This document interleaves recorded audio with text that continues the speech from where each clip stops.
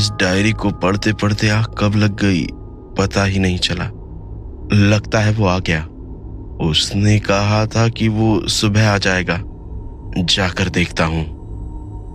देव रानी दुर्गावती की डायरी वापस अपने ड्रॉर में रख देता है और अपने कमरे से बाहर निकलकर नीचे दरवाजे की तरफ जाने लगता है। अंजलि नीचे ही बैठी हुई थी। डोरबेल की आवाज सुनकर वो फौरन उठती है और दरवाजा खोलती है। ऋषि, तुम यहाँ? हाँ, क्या आपको मेरे आने की खबर नहीं थी? नहीं तो तुम ऐसा क्यों पूछ रहे हो? भला मुझे तुम्हारे आने की खबर कैसे होगी? क्योंकि कल ही गुरुजी ने मुझे बताया था। जब हम लोग निखिल को अग्नि देकर वापस आ रहे थे, उन्होंने मुझसे कहा था कि सबको बता दूं, लेकिन कल इतने सारे काम थे कि मैं तुम लोगों को बताना ही भूल गया। देव अंजलि से बात कर ही रहा था कि तब तक अक्षय, शिल्पा और शुभम भी वहां आ जाते हैं। तुम लोग भी सही टाइम पे आए हो। ऋषि को गुरुजी ने यहां भेजा है। ऋषि अभी कुछ दिन यही हमारे साथ रहेगा। देव की बात सुनकर अक्षय, शुभम और शिल्पा की आंखें हैरानी से बड़ी हो जाती हैं। लेकिन गुरुजी ने ऋषि को यहाँ क्यों भेजा है? ऋषि तो हमेशा उनके साथ ही रहता है ना? हाँ, आप सही कह रही हो। मैं भी उन्हें छोड़कर नहीं आना चाहता था। गुरुजी आप सबकी मदद करने के लिए ही 7 दिन की साधना कर रहे हैं। उन्होंने मुझसे कहा है कि उनकी साधना पूरी होने तक मैं आप सभी के साथ ही रहूं। क्या देव, तूने हमें इस बारे में क्यों नहीं बताया? मैंने कहा ना, गुरुजी ने कल ही मुझे बताया। मैं आज तुम लोगों को सब कुछ बताने ही वाला था। क्या गुरुजी की इस साधना के बाद हम इन सब प्रॉब्लम से निकल जाएंगे? अगर सब कुछ सही रहा तो हाँ, इस यज्ञ के बाद सारी बाधाएं खत्म हो जाएंगी। और वैसे भी हमारे पास ज्यादा समय नहीं है। हमें अमावस्या से पहले चलो अब सब लोग फ्रेश हो जाओ। हम ऋषि से नाश्ता करते करते बात करेंगे। ऋषि, तुम भी थोड़ी देर आराम कर लो। मैं शंभू काका से कहकर तुम्हारा सामान रखवा देता हूँ। तुम अभी क्या कह रहे थे? अमावस्या से पहले? शुभम, मैंने कहा ना, ऋषि अभी थक गया है। तुम्हें जो पूछना है ब्रेकफास्ट करते हुए पूछ लेना। देव की बात सुनकर सब लोग अपने अपने कमरों में जाने लगते हैं। सबके जाने के बाद देव ऋषि के पास जाकर खड़ा हो जाता है। क्या हुआ? क्या आप कुछ पूछना चाहते हो? हाँ ऋषि, मैं चाहता हूं तुम अभी इन सबको वो अमावस्या वाली बात मत बताओ। निखिल की मौत के बाद वैसे ही सब लोग बुरी तरह से डरे हुए हैं। अगर हम इन्हें इसके बारे में भी बता देंगे तो ये लोग और भी डर जाएंगे। ठीक है, आप चिंता मत करिए। हम अभी इन लोगों को उसके बारे में कुछ नहीं बताएंगे। वैसे भी मुझे पूरा विश्वास है गुरुजी ये सब जल्दी ही खत्म कर देंगे। शाम हो चुकी थी। देव रेडी होकर अपने हाथों में कार की कीज लिए पैलेस से बाहर जा रहा था। देव, तू इस वक्त कहाँ जा रहा है? मैं पुलिस स्टेशन जा रहा हूँ, डीएसपी मौर्या से मिलने। क्या? लेकिन क्यों? क्या कोई प्रॉब्लम है? नहीं, ऐसी कोई बात नहीं है। डीएसपी मौर्या को पता है हम उन्हें पूरी बात नहीं बता रहे हैं। वो बार बार मुझे पूछते रहते हैं। तो क्या कहीं तू सच में उन्हें सारी सच्चाई बताने की तो नहीं सोच रहा है? देख शुभम, डीएसपी मौर्या एक अच्छे इंसान है। उन्होंने हर बार हमारी बात समझी है और हमारी मदद भी की है। मेरे ख्याल से हमें अब उन्हें सब कुछ बता देना चाहिए। अगर मैंने उनसे निखिल की बात नहीं छुपाई होती तो शायद निखिल सच में अभी हमारे साथ होता। लेकिन क्या तुझे सच में लगता है वो तेरी बात पर यकीन करेंगे? पता नहीं, लेकिन कम से कम मुझे बाद में रिग्रेट तो नहीं होगा कि मुझे उन्हें सब बता देना चाहिए था। अगर ऐसी बात है तो मैं भी तेरे साथ चलता हूँ। सूरज बस ढलने ही वाला है। अभी अकेले जाना तेरे लिए भी सेफ नहीं है। नहीं शुभम, अभी अभी तो तू थोड़ा रिकवर हुआ है। अभी बाहर जाना तेरे लिए ठीक नहीं है। देव, अब मैं ठीक हो चुका हूँ और मैं रेस्ट करते करते थक चुका हूँ। अगर मैं ऐसे ही यहाँ बंद रहा तो जल्द ही पागल हो जाऊंगा।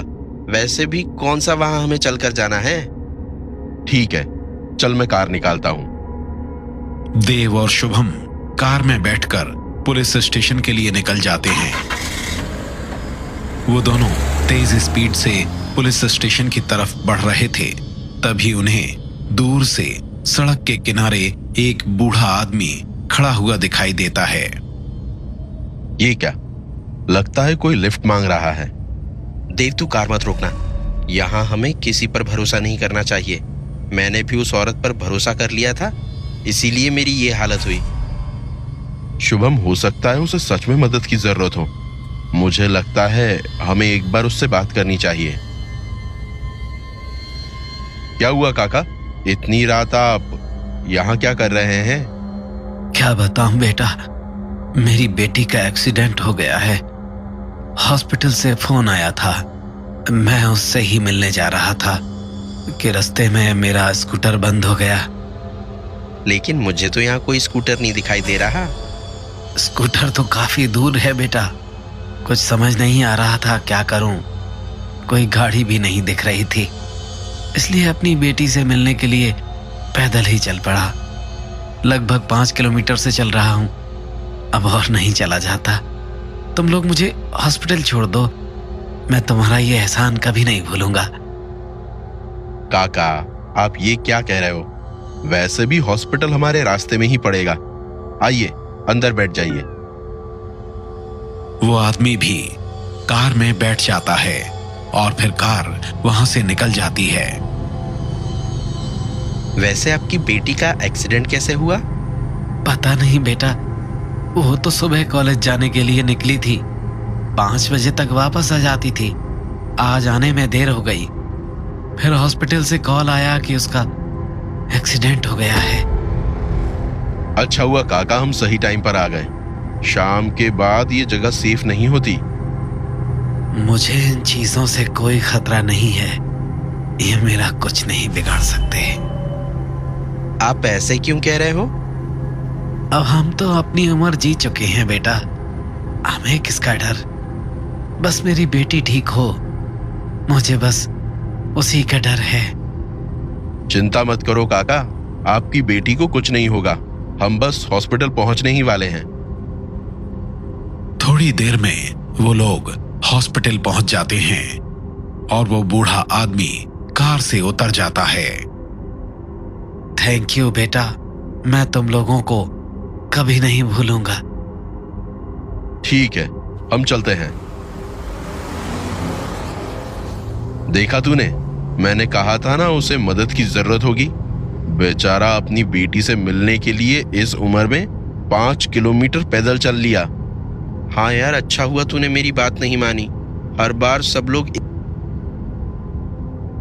वो बूढ़ा आदमी जिसे इन्होंने अभी अभी हॉस्पिटल के पास छोड़ा था, आगे बढ़ता है और हॉस्पिटल के पीछे अंधेरे में जाकर खड़ा हो जाता है। देखते ही देखते वो बूढ़ा आदमी तंत्रा में बदल जाता है। उसने सही कहा था, ये देव भी बिल्कुल उस देवराज जैसा ही है, बिल्कुल बेवकूफ। बहुत जल्दी ये सब मारे जाएंगे, कोई भी नहीं बचेगा। उस लड़के शुभम को तो मैंने मार ही दिया था। ऐन वक्त पर पता नहीं कहां से वो पुलिस वाला आ गया, लेकिन इस बार वो मुझसे नहीं बचेगा।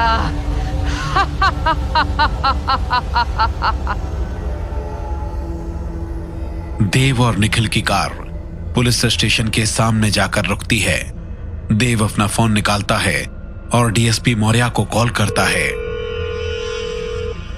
हाँ देव, बताओ, अभी कैसे कॉल किया? सर, मैंने आपकी बात के बारे में बहुत सोचा। मैं आपको सब कुछ बताना चाहता हूँ।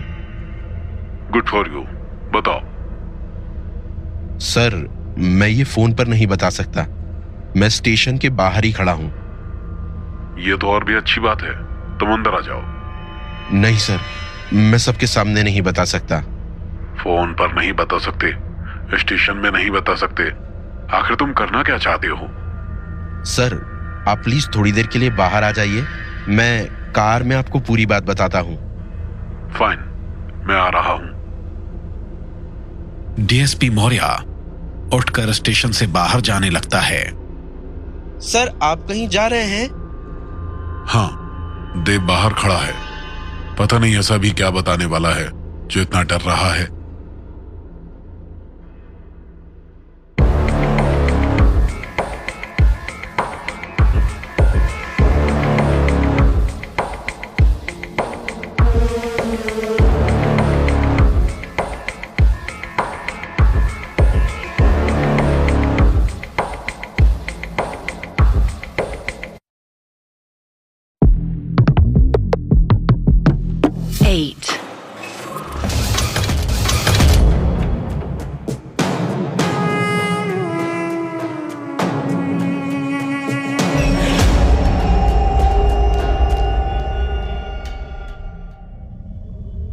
डीएसपी मौर्य पुलिस स्टेशन से बाहर निकलता है और जाकर देव की कार में बैठ जाता है।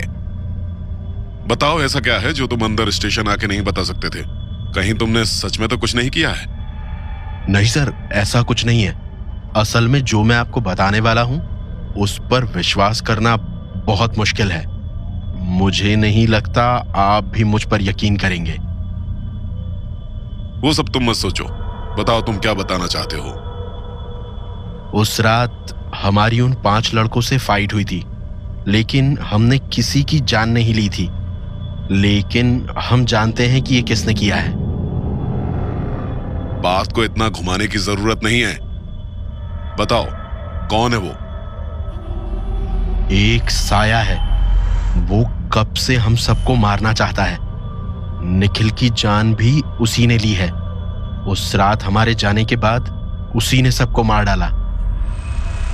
हाँ सर, उसी ने मुझे भी मारने की कोशिश की थी। अगर आप उस रात सही समय पर नहीं आते तो वो मेरी भी जान ले लेती। तो वो साया एक औरत है?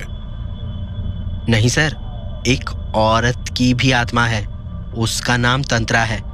वो उस साये को मदद कर रही है। आपने उस रात उसी की आवाज सुनी थी। अच्छा, मतलब एक साया है जिसने इतने सारे लोगों की जान ली है और उसकी मदद एक तंत्रा नाम की आत्मा कर रही है। हाँ सर, आपने बिल्कुल सही कहा। तुम लोगों ने क्या इसे कोई मजाक समझ रखा है? तुम्हें कोई आइडिया भी है ये मैटर कितना सीरियस है? अगर मैं चाहता तो तुम्हारी उन लड़कों से फाइट के कन्फेशन के बाद ही तुम सबको अरेस्ट कर सकता था, लेकिन पता नहीं क्यों मैंने तुम पर भरोसा किया। और देव, तुम, मुझे समझ नहीं आ रहा है तुम ऐसा क्यों कर रहे हो?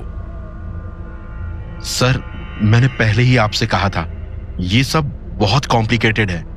आप तो क्या, कोई भी इस बात पर आसानी से भरोसा नहीं कर सकता। क्या तुमने मुझे सच में इतना बेवकूफ समझ रखा है? जरूर इसके पीछे तुम्हारा कोई... अब ये इंस्पेक्टर डोगरा क्यों कॉल कर रहा है? अभी तो इससे बात करके आया था। क्या हुआ इंस्पेक्टर? मैं अभी कुछ इंपॉर्टेंट काम कर रहा हूं। सर, जिस नंबर से निखिल के किडनैपर्स का कॉल आया था वो थोड़ी देर पहले एक्टिव हुआ है। शायद वो लोग रत्नागिरी छोड़कर भागने की कोशिश कर रहे हैं। वो लोग अभी किस तरफ जा रहे हैं? सर, वो लोग जंगल के रास्ते की तरफ बढ़ रहे हैं। शायद उन्हें पता है कि हाईवे पर ऑलरेडी पुलिस चेकिंग कर रही है। ठीक है, तुम एक टीम उनके पीछे भेजो। मैं भी बस निकल ही रहा हूं। मुझे उनकी लोकेशन का अपडेट देते रहना। Yes sir. जल्दी कार मोड़ो, जंगल की तरफ। हमारे पास ज्यादा टाइम नहीं है। क्या हुआ सर? तुमने अभी कहा ना निखिल की जान किसी साये ने ली है। अभी पता चल जाएगा तुम्हारी बात में कितनी सच्चाई है। देव, डीएसपी मौर्य और शुभम जंगल की तरफ बढ़ने लगते हैं। देव कार फुल स्पीड से चला रहा था। क्या तुम्हें अब भी लगता है निखिल को किसी साये ने मारा है? अगर उन लोगों ने निखिल को नहीं मारा होता तो ऐसे शहर छोड़कर नहीं भागते। सर, वो सब तो मैं नहीं जानता, लेकिन मैं इतना जानता हूं, अगर इन्होंने निखिल को किडनैप नहीं किया होता तो आज निखिल हमारे साथ होता। इन्हें इसकी सजा मिलनी ही चाहिए। देव, कार थोड़ी स्लो चला। तू 160 की स्पीड से ड्राइव कर रहा है। शुभम, हमें उन्हें किसी भी तरह पकड़ना है। मुझ पे भरोसा रख। वो लोग कुछ देर तक बिना कुछ कहे आगे बढ़ते रहते हैं। DSP Maurya front passenger seat पर बैठा हुआ ध्यान से चारों ओर देख रहा था। वो देखो, शायद वो लोग उसी रेड वैन में हैं। धनंजय और रॉकी भी रेड वैन में बैठे तेजी से आगे बढ़ रहे थे। मुझे ऐसा लग रहा है जैसे ये ब्लैक फॉर्च्यूनर हमारा पीछा कर रही है। कहीं पुलिस को तो हमारे भागने की खबर नहीं लग गई? नहीं यार, तू बेवजह ही परेशान हो रहा है, ऐसा कुछ नहीं है। और अगर ये पुलिस वाले होते तो फॉर्च्यूनर नहीं 100 साल पुरानी सूमो में हमारा पीछा कर रहे होते। देव की कार उस वैन के थोड़ा और पास आ जाती है और धनंजय अपने मिरर में ध्यान से उसे देखता है। मैं गलत नहीं हूँ, उस कार में डीएसपी मौर्य बैठा हुआ है। जरूर उसे हमारे बारे में पता चल गया है, लेकिन भला पुलिस को हमारे बारे में कैसे पता चल सकता है? तू चिंता मत कर, मैं अभी विधायक प्रशांत सिंह को कॉल करता हूँ। अगर उसने हमारी मदद नहीं की तो हम पुलिस को सब सच सच बता देंगे। रॉकी अपनी पॉकेट से फोन निकालता है और प्रशांत सिंह का नंबर डायल करने लगता है। ये फोन तूने कब लिया? इसे तो मैंने स्विच ऑफ करके गोडाउन में ही छोड़ दिया था। मुझे लगा तू इसे वहां भूल गया है, इसीलिए मैं इसे उठा कर ले आया।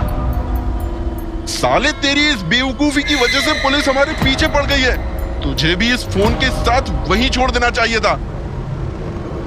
तू गुस्सा मत हो, मैं अभी प्रशांत सिंह को कॉल करता हूँ। तुझे अब और कोई बेवकूफी करने की कोई जरूरत नहीं है। वैसे ही तेरी वजह से हम बहुत बुरे फंस गए हैं। अगर हमने प्रशांत सिंह से पंगा लिया तो वो हमें जिंदा नहीं छोड़ेगा। ये फोन बाहर फेंक दे। लेकिन मैंने कहा ना, ये फोन फौरन गाड़ी से बाहर फेंक। रॉकी फोन को कार से बाहर फेंक देता है। देव की कार अब उस वैन के काफी करीब आ चुकी थी। धनंजय समझ जाता है कि वो ऐसे ज्यादा दूर नहीं जा पाएगा। धनंजय वैन को जंगल के अंदर घुसा देता है। क्या हुआ देव, तूने कार क्यों रोक दी? मुझे नहीं लगता कार आगे जा पाएगी। क्या? जब उनकी कार जा सकती है तो हमारी कार क्यों नहीं? उनकी कार भी ज्यादा आगे नहीं जा पाएगी। देव, शुभम और डीएसपी मौर्य कार से नीचे उतर जाते हैं। चलो चलकर देखते हैं, वो लोग ज्यादा आगे नहीं गए होंगे। सभी पैदल जंगल के अंदर जाने लगते हैं जिधर वो वैन गई थी। थोड़ा आगे जाकर वो लोग देखते हैं कि वैन एक गड्ढे में फंसी हुई थी। मैंने कहा था ना, कार इस रास्ते पे नहीं जा सकती। कार में तो कोई नहीं है, वो लोग उतरकर भाग गए हैं। यहाँ पर 2 रास्ते हैं, मैं इस रास्ते से उन्हें ढूंढता हूँ, तुम दोनों दूसरे रास्ते पर जाओ। डीएसपी मौर्य एक कच्चे रास्ते पर निकल जाता है और देव, शुभम दूसरे पर। इधर पैलेस में अंजलि, अक्षय और शिल्पा एक रूम में बैठे हुए थे। यार, देव और शुभम को गए हुए काफी टाइम हो गया है, पता नहीं वो कहाँ गए हैं। मुझे उनकी बहुत फिक्र हो रही है।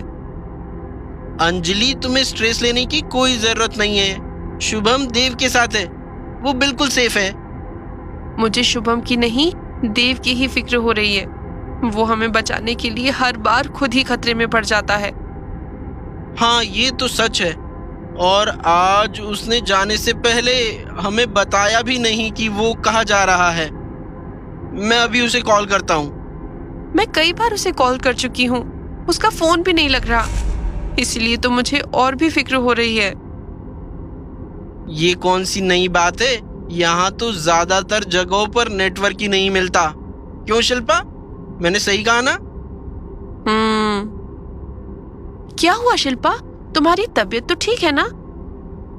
पता नहीं यार, जब से हम लोग शमशान से वापस आए हैं मुझे कुछ अजीब सा लग रहा है। सर में हल्का हल्का अजीब सा दर्द हो रहा है। तुमने ये मुझे पहले क्यों नहीं बताया? मैं अभी तुम्हें मेडिसिन देती हूँ। नहीं, अभी नहीं, पहले मुझे शॉवर लेना है। मेडिसिन मैं डिनर के बाद खा लूंगी। मैं थोड़ी देर में आती हूँ। शिल्पा वहां से उठती है और अपने रूम की तरफ चली जाती है। पता नहीं मैं आज इतना टायर्ड क्यों फील कर रही हूँ। आज तो मैंने ऐसा कुछ किया भी नहीं है।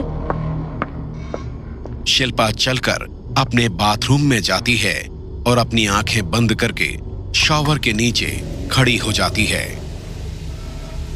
1 मिनट बाद शिल्पा अपनी आंखें खोलती है और आईने में खुद को देखती है। शिल्पा का पूरा शरीर लाल हो चुका था।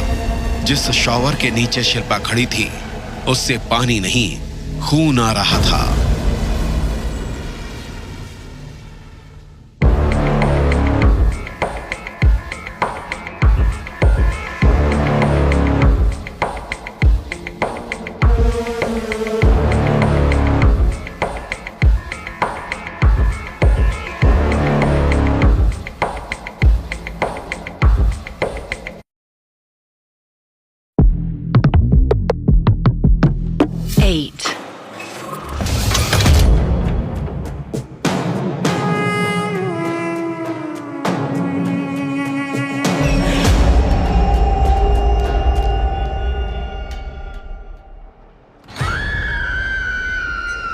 शिल्पा शीशे में खुद को इस हालत में देखकर बुरी तरह डर जाती है और भागकर बाथरूम से बाहर आ जाती है।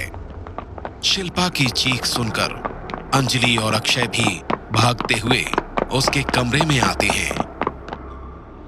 क्या हुआ शिल्पा, तुम ठीक हो ना? तुम इतनी जोर से क्यों चिल्लाई? वो बाथरूम में खून। शिल्पा डरो मत, हम तुम्हारे साथ हैं। पहले तुम शांत हो जाओ, फिर हमें बताओ आखिर क्या बात है। मैं बाथरूम में नहा रही थी, मेरी आंखें बंद थी। जब मैंने आंखें खोली तो देखा कि शॉवर से पानी की जगह खून आ रहा था। What? ये कैसे हो सकता है? मेरा भरोसा करो अक्षय, मैं सच कह रही हूँ। इसीलिए मैं बुरी तरह से डर गई और इतनी जोर से चिल्लाई। हमें तुम पर पूरा भरोसा है शिल्पा। शिल्पा अपने हाथ सामने उठाती है और खुद को देखने लगती है। पता नहीं ये कैसे हो सकता है। अभी तो मेरी पूरी बॉडी पर खून लगा हुआ था। रुको, मैं बाथरूम में भी चेक कर लेता हूँ। अक्षय बाथरूम में जाता है और शॉवर ऑन कर देता है। शॉवर से खून नहीं, पानी ही निकल रहा था, बिल्कुल साफ पानी। लगता है तुम्हें कोई वहम हुआ होगा शिल्पा। बाथरूम भी पूरी तरह साफ है और शॉवर भी बिल्कुल ठीक है। इतने में ऋषि कमरे के अंदर आ जाता है। क्या हुआ? क्या कोई परेशानी है? मैं सोया हुआ था, तभी मैंने किसी के चिल्लाने की आवाज सुनी। नहीं, ऐसी कोई बात नहीं है। शिल्पा को लगा कि उसने बाथरूम में खून देखा, लेकिन ऐसा कुछ भी नहीं है। मैंने सब तरफ अच्छी तरह चेक कर लिया। अक्षय तुम मान क्यों नहीं रहे हो? भला मैं ऐसा मजाक क्यों करूंगी? शिल्पा तुम कह रही थी ना तुम्हारी तबीयत ठीक नहीं लग रही है। चलो मैं तुम्हें मेडिसिन दे देती हूँ। I think you need some rest. आज तुम मेरे साथ मेरे ही रूम में सो जाना। अंजलि, अक्षय और शिल्पा चलकर शिल्पा के रूम से बाहर निकल जाते हैं। ऋषि अब भी उस कमरे में खड़ा खिड़की की तरफ देख रहा था। मुझे नहीं लगता शिल्पा को कोई वहम हुआ है। मैं भी यहाँ एक अजीब तरह की शक्ति महसूस कर सकता हूँ। शायद ये वही है जिसके बारे में मुझे गुरुजी ने बताया था। जंगल में देव और शुभम उस कच्चे रास्ते पर आगे बढ़ते जा रहे थे। शुभम, मैंने तुझे मना किया था ना अपने साथ आने से। अब देख, तू भी यहाँ फंस गया है। इस कंडीशन में ये सब तेरे लिए बिल्कुल ठीक नहीं है। भाई मैं तुझसे कितनी बार कहूँ, मैं बिल्कुल ठीक हूँ। तू मेरी चिंता मत कर। आज हम किसी भी तरह उन दोनों को पकड़ कर ही रहेंगे। उनकी वजह से निखिल की जान गई है। दोनों बिना कुछ कहे चारों तरफ ध्यान से देखते हुए आगे बढ़ने लगते हैं। डीएसपी मौर्य भी दूसरे रास्ते पर तेजी से आगे बढ़ रहा था। ये कैसी आवाज थी? लगता है वो इधर ही कहीं छुपा हुआ है। डीएसपी मौर्य अपनी गन बाहर निकाल लेता है और उधर पॉइंट कर देता है जिधर से अभी आवाज आई थी। बाहर आ जाओ, मैंने तुम्हें देख लिया है। अगर कोई भी होशियारी की तो मुझे ना चाहते हुए भी गोली चलानी पड़ेगी। लगता है हम पकड़े गए। डीएसपी ने हमें देख लिया है। चल कर सरेंडर कर देते हैं। उससे पूरी बात बता देंगे। और वैसे भी हमने उस लड़के का मर्डर नहीं किया है। तुझे क्या लगता है हम कहेंगे और वो मान जाएगा? मर्डर और किडनैपिंग के केस में कम से कम 20 साल की सजा होगी। तो अब हम क्या करें? मैं 3 तक गिनूंगा, फिर हम जितना हो सके उतनी तेजी से यहां से भागेंगे। 1, 2। धनंजय 2 तक गिनता है और फिर अकेले ही वहां से भाग जाता है। धनंजय के ऐसा करने पर रॉकी हैरान रह जाता है। अबे तूने कहा था तू 3 तक गिनेगा। धनंजय के भागने की आवाज सुनकर डीएसपी मौर्य वहां आ जाता है और रॉकी को पकड़ लेता है। किधर गया तेरा साथी? जल्दी बता। काहे का साथी सर? ऐसे साथी से तो दुश्मन बेहतर है। अभी मुझे बेवकूफ बनाकर भाग गया और मुझे यहाँ फंसा दिया। जल्दी बता, वो किस तरफ गया है? उस तरफ सर। डीएसपी मौर्य रॉकी के पैरों में हथकड़ी लगा देता है और भागता हुआ उस तरफ जाता है जिधर रॉकी ने बताया था। डीएसपी मौर्य के आने की आवाज सुनकर धनंजय एक पेड़ के पीछे छुप जाता है। लगता है ये डीएसपी इतनी आसानी से पीछा नहीं छोड़ने वाला। मुझे किसी तरह उसका ध्यान बटाना होगा, तभी मैं यहां से निकल सकता हूं। धनंजय जमीन से एक पत्थर उठाता है और खुद से थोड़ी दूर दूसरी तरफ फेंक देता है। इधर से आवाज आई। लगता है वो इधर ही छुपा हुआ है। धनंजय पेड़ के पास खड़ा ही था कि उसके पैर पर कोई कीड़ा जोर से डंक मार देता है। धनंजय दर्द से चिल्लाने ही वाला था कि पीछे से 2 हाथ उसका मुंह बंद कर देते हैं। अगर तू चिल्लाया तो वो तुझे पकड़ लेगा। मुझे छोड़ो। कौन हो तुम? मैं तो बस तुम्हारी मदद करना चाहती हूँ। मैं उसे तुम्हें पकड़ने नहीं दूंगी। वो तुम्हें पकड़े इससे पहले ही मैं तुम्हारी जान ले लूंगी। छोड़ दो मुझे, जाने दो यहाँ से। मैंने तुम्हारा क्या बिगाड़ा है? तू मेरा क्या बिगाड़ेगा? मैं तो बस तेरी मदद करना चाहती हूँ। तंत्रा धनंजय को जोर से धक्का देती है और धनंजय जमीन पर गिर जाता है। बस थोड़ी देर और, उसके बाद तेरी सारी परेशानी खत्म हो जाएगी। नहीं, ऐसा मत करो, मुझे जाने दो। डीएसपी सर, बचाओ मुझे, मेरी मदद करो। धनंजय की आवाज सुनकर डीएसपी मौर्य भागता हुआ वापस उस पेड़ की तरफ आता है। वो देखता है कि धनंजय जमीन पर लेटा हुआ है और एक डरावनी औरत उसके पास खड़ी हुई है। तंत्रा अपने हाथ धनंजय की तरफ बढ़ाती है। देखते ही देखते उसके नाखून किसी खंजर की तरह बढ़ने लगते हैं। डीएसपी मौर्य को कुछ भी समझ नहीं आ रहा था कि ये सब क्या हो रहा है। तंत्रा धनंजय के ऊपर जाती है और अपने खंजर जैसे नाखून धनंजय के सीने में घोंप देती है। रुको, कौन हो तुम? ये क्या कर रही हो? तंत्रा अपने जले हुए चेहरे को डीएसपी मौर्य की तरफ घुमाती है और उसे देखते ही एक पल में वहां से गायब हो जाती है। तंत्रा को ऐसे गायब होते देख डीएसपी मौर्य के होश उड़ जाते हैं और वो भागकर धनंजय के पास जाता है। तुम ठीक हो? मैं फौरन तुम्हें हॉस्पिटल लेकर चलता हूं। देखते ही देखते डीएसपी मौर्य के सामने धनंजय की आंखें बंद हो जाती हैं। अब धनंजय मर चुका था। ये इसे क्या हुआ सर? इसकी जान किसने ली? क्या आपने इसका एनकाउंटर? जो डीएसपी मौर्य ने अभी अपनी आंखों से देखा था, उसके बाद उसे कुछ भी समझ नहीं आ रहा था कि वो क्या कहे।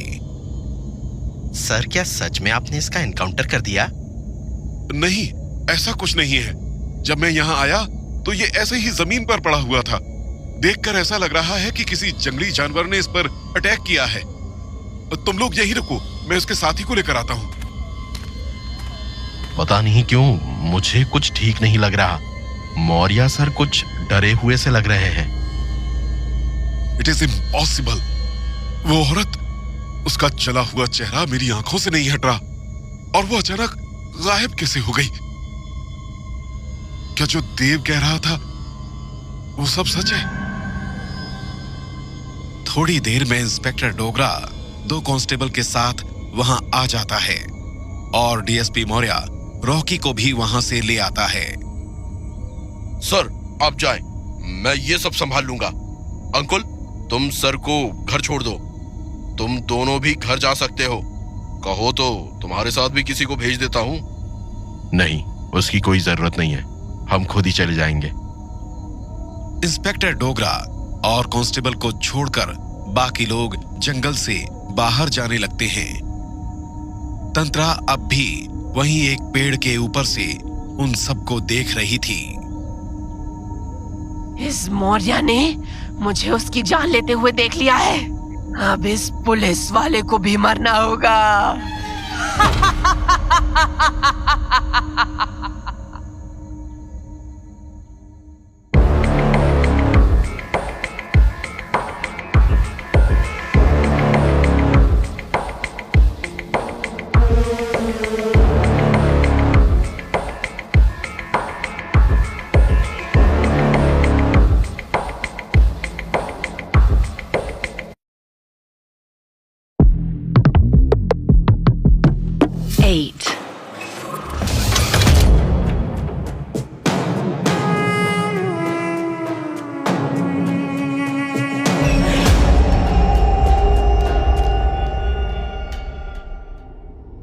देव की कार पैलेस के मेन गेट से अंदर आकर रुकती है।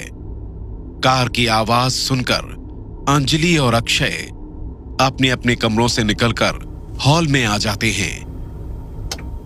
देव और शुभम कार से निकलकर पैलेस के अंदर जाते हैं। अंजलि, अक्षय, तुम लोग अभी तक जाग रहे हो? वो सब बातें बाद में। पहले ये बता कि तुम दोनों इतनी रात कहाँ से आ रहे हो, और जाने से पहले तूने हमें बताया क्यों नहीं? सच में देव, तुम्हें कोई आइडिया भी है मैं कितना परेशान हो रही थी? ऊपर से तुम दोनों का फोन भी नहीं लग रहा था। हाँ, वो जंगल में हमारे फोन का नेटवर्क चला गया था। क्या? तुम दोनों फिर से रात में जंगल गए थे? देव, तुमने मुझसे प्रॉमिस किया था मुझे बिना बताए तुम उस जंगल में नहीं जाओगे, और तुम शुभम को भी इस कंडीशन में अपने साथ ले गए। अभी तक ये पूरी तरह रिकवर भी नहीं हुआ है। अंजलि, ऐसा कुछ भी नहीं है, तुम गलत समझ रही हो। चाहे जो भी हो देव, तुझे हमें बताकर जाना चाहिए था। अगर तुझे जंगल ही जाना था तो मुझे अपने साथ ले जाता। अरे तुम लोग देव को बोलने तो दो, बिना कुछ सुने बस बोलते जा रहे हो। फाइन। मेरी बात समझो, मेरा जंगल जाने का कोई प्लान नहीं था। मैं तो पुलिस स्टेशन जा रहा था, वो भी अकेले। मैं खुद शुभम को कहीं बाहर नहीं ले जाना चाहता था। हाँ, देव सही कह रहा है। उसने मुझे मना किया था, मैंने ही उससे जिद की। लेकिन तुम लोग पुलिस स्टेशन से जंगल कैसे पहुंच गए देव? देव अंजलि और अक्षय को सारी बात बताता है कि कैसे डीएसपी मौर्य ने उसकी बात का विश्वास नहीं किया, कैसे वो लोग निखिल के किडनैपर्स को पकड़ते हुए जंगल जा पहुंचे और फिर वहां उन्हें उनमें से एक किडनैपर की लाश पड़ी हुई मिली। लेकिन देव, उसकी जान कैसे गई? उसे कौन मार सकता है? डीएसपी मौर्य ने कहा कि ये किसी जानवर का काम है, लेकिन जब हम उनके पास पहुंचे थे तब मैंने उनके चेहरे पर एक अजीब सी घबराहट देखी थी। पता नहीं क्यों मुझे लग रहा है कि वो झूठ बोल रहे हैं। नहीं देव, भला वो क्यों हमसे झूठ बोलेंगे? और तूने उस आदमी के सीने पर किसी जानवर के पंजों का निशान नहीं देखा? हाँ, शायद तू सही कह रहा है। मैं ही कुछ ज्यादा सोच रहा हूँ। चलो ठीक है, रात बहुत हो गई है, चलो मैं तुम लोगों को खाना सर्व कर देती हूँ।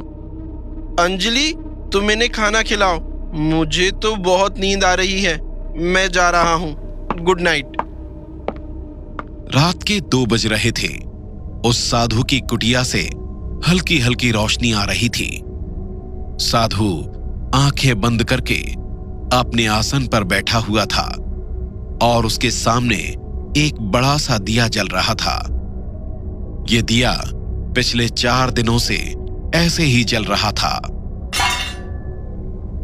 आवाज सुनकर एक शिष्य भागकर साधु के पास आता है। क्या हुआ गुरुजी? ये कमंडल कैसे गिर गया? कुछ नहीं बेटा, मुझे थोड़ा चक्कर आ गया था, इसलिए इस पर हाथ लग गया। गुरुजी, अगर आप आज्ञा दें तो एक बात कहूं? हाँ बेटा, तुम क्या कहना चाहते हो? गुरुजी, आपकी तबीयत पहले ही ठीक नहीं थी, उस पर आपने ये 7 दिन का व्रत रख लिया। आपकी तबीयत हर दिन के साथ बिगड़ती जा रही है। अब आपको कुछ खा लेना चाहिए। तुम मेरी चिंता मत करो, मुझे कुछ नहीं होने वाला। इस व्रत को पूरा करने के बाद ही मैं वो यज्ञ कर सकता हूं जिससे उन सबकी जान बच सकती है। इसलिए 7 दिनों तक ना मैं कुछ खा सकता हूं और ना ही ये दीप बुझ सकता है, वरना मेरी ये सारी मेहनत व्यर्थ हो जाएगी। लेकिन गुरुजी, इसका आपके स्वास्थ्य पर? मैंने कहा ना, मेरी चिंता मत करो। वैसे भी 4 दिन हो चुके हैं, बस 3 दिन की और बात है। तुम जाओ, सो जाओ। साधु की बात मानकर शिष्य वहां से निकल जाता है और साधु वापस आंखें बंद करके अपने ध्यान में लग जाता है।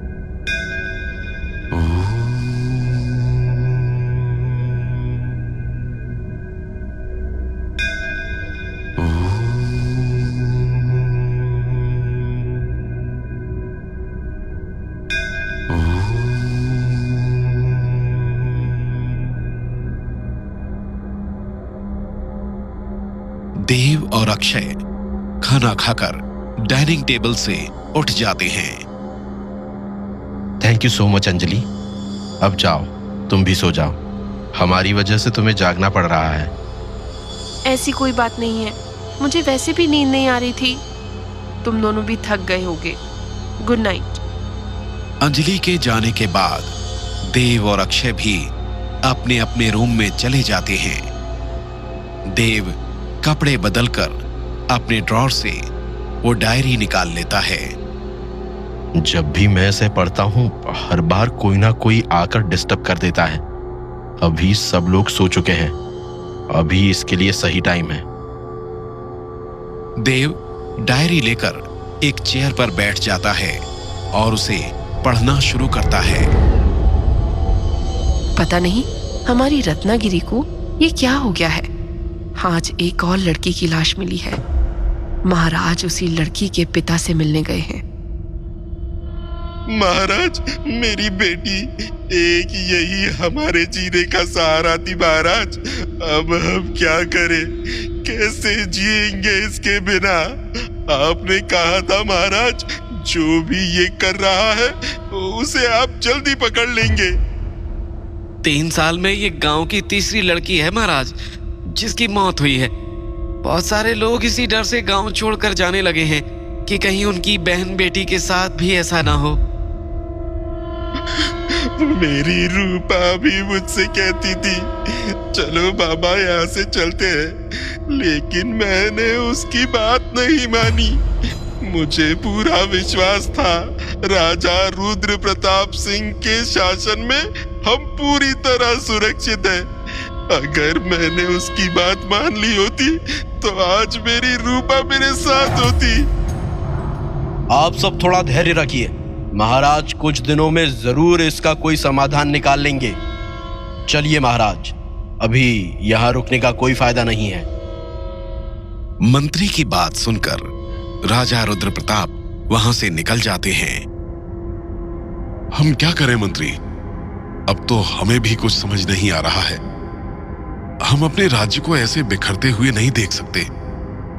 हम जो भी कर सकते थे हमने किया। अब इन सबको और झूठी उम्मीद भी दिलाने का मन नहीं करता। आप ऐसे हिम्मत नहीं हार सकते महाराज। हजारों लोग आपके ही भरोसे हैं। ये राज्य और इन लोगों की जिम्मेदारी केवल आपकी है। तो क्या करें? हमें लगता है हमें ही यहां से दूर कहीं और भेज देना चाहिए। कम से कम इनकी जान तो नहीं जाएगी। ये समस्या का कोई समाधान नहीं है महाराज। वैसे भी आसपास के राज्यों में अकाल छाया हुआ है। ऐसे समय में इन लोगों को हम कहीं बाहर नहीं भेज सकते। हमें किसी भी तरह इन सब मौतों का कारण पता करना होगा। राजा रुद्रप्रताप महल की तरफ बढ़ ही रहे थे कि एक आदमी तेजी से उनके पास आता है। तुम कौन हो? महाराज, इनका नाम संजय है। ये पहले पड़ोसी राज्य के राजा के मुंशी थे। अच्छा, बताइए क्या बात है? महाराज, मैं पड़ोस के राजा का मुंशी था। राज्य में ऐसा अकाल पड़ा हुआ है कि खाने को अन्न का एक दाना भी नहीं बचा है। महाराज की भी हैजा के कारण मौत हो गई। उनकी मौत के बाद मुझे भी नौकरी से निकाल दिया। हम तुम्हारी क्या मदद कर सकते हैं? महाराज, अगर आप मुझे यहाँ कोई काम दे दें तो मेरी और मेरे परिवार की जान बच जाएगी। संजय की बात सुनकर राजा रुद्रप्रताप सोच में पड़ जाते हैं। क्या हुआ महाराज? आप हमारी मदद नहीं करेंगे? पहले ये बताओ कि तुम्हारे घर में और कौन कौन है? मैं, मेरी पत्नी, एक बेटा और एक बेटी। माफ करना संजय, लेकिन हम अभी तुम्हारी कोई मदद नहीं कर सकते। लेकिन क्यों महाराज? हमें वैसे भी एक मुंशी की जरूरत थी। हम वो पद संजय को दे सकते हैं। मैं संजय की योग्यता से परिचित हूं। बात योग्यता की नहीं है। फिर आप इन्हें मना क्यों कर रहे हैं महाराज? तुम्हें तो सब पता है। अभी लोग रत्नागिरी छोड़कर जा रहे हैं। हर महीने एक लड़की की मौत हो रही है। ऐसे समय में ये जानते हुए कि इनकी भी एक बेटी है, मैं कैसे इन्हें यहां रहने को कह सकता हूं? महाराज, मंत्री जी पहले ही मुझे इन सब के बारे में बता चुके हैं। उसके बाद भी तुम यहां काम करना चाहते हो? क्या तुम्हें अपनी बेटी से प्यार नहीं है? मैं उससे अपनी जान से भी ज्यादा प्यार करता हूँ, लेकिन मेरे पास और कोई रास्ता नहीं है। अगर मुझे काम नहीं मिला तो वैसे भी हम सब भूख से मर जाएंगे। ठीक है, अगर ऐसी बात है तो तुम कल से काम पर आ सकते हो। मंत्री तुम्हें पुराने मुंशी का घर दिखा देंगे, तुम वहीं रहोगे। धन्यवाद महाराज, मैं आपका ये एहसान कभी नहीं भूलूंगा। वैसे तुम्हारी बेटी का नाम क्या है? गीतांजलि।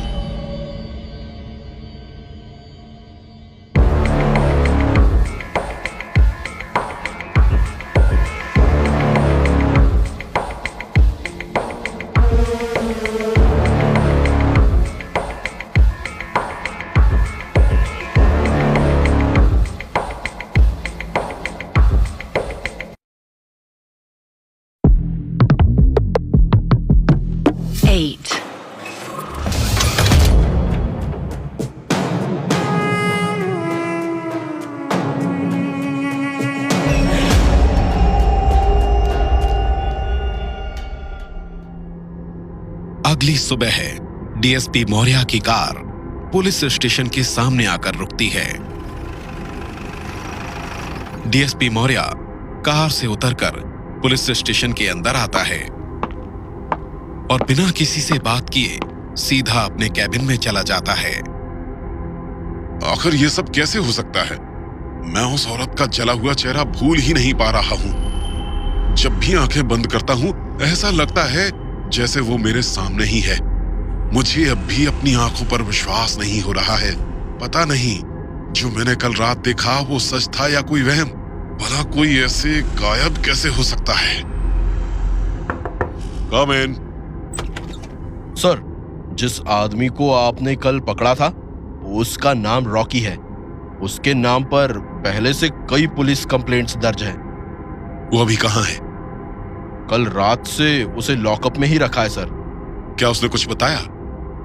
नहीं सर, अब तक तो उसने मुंह नहीं खोला है। 2-4 डंडे पड़ेंगे फिर अपने आप सब बताएगा। नहीं, उसकी कोई जरूरत नहीं है। उसने कुछ खाया है? नहीं सर। एक काम करो, किसी को भेजकर एक प्लेट बिरयानी और एक कोल्ड ड्रिंक की बोतल मंगा लो। लेकिन क्यों सर? मैंने कहा ना, तुम बस मेरी बात मानो। Yes sir. Inspector Dogra DSP Maurya के कैबिन से बाहर चला जाता है और डीएसपी मौर्य फिर से अपने ख्यालों में खो जाता है। क्या वो औरत वही थी जिसके बारे में देव बता रहा था? क्या देव की बात सच थी? और अगर हां, तो क्या सच में कोई साया है जो लोगों की जान ले रहा है?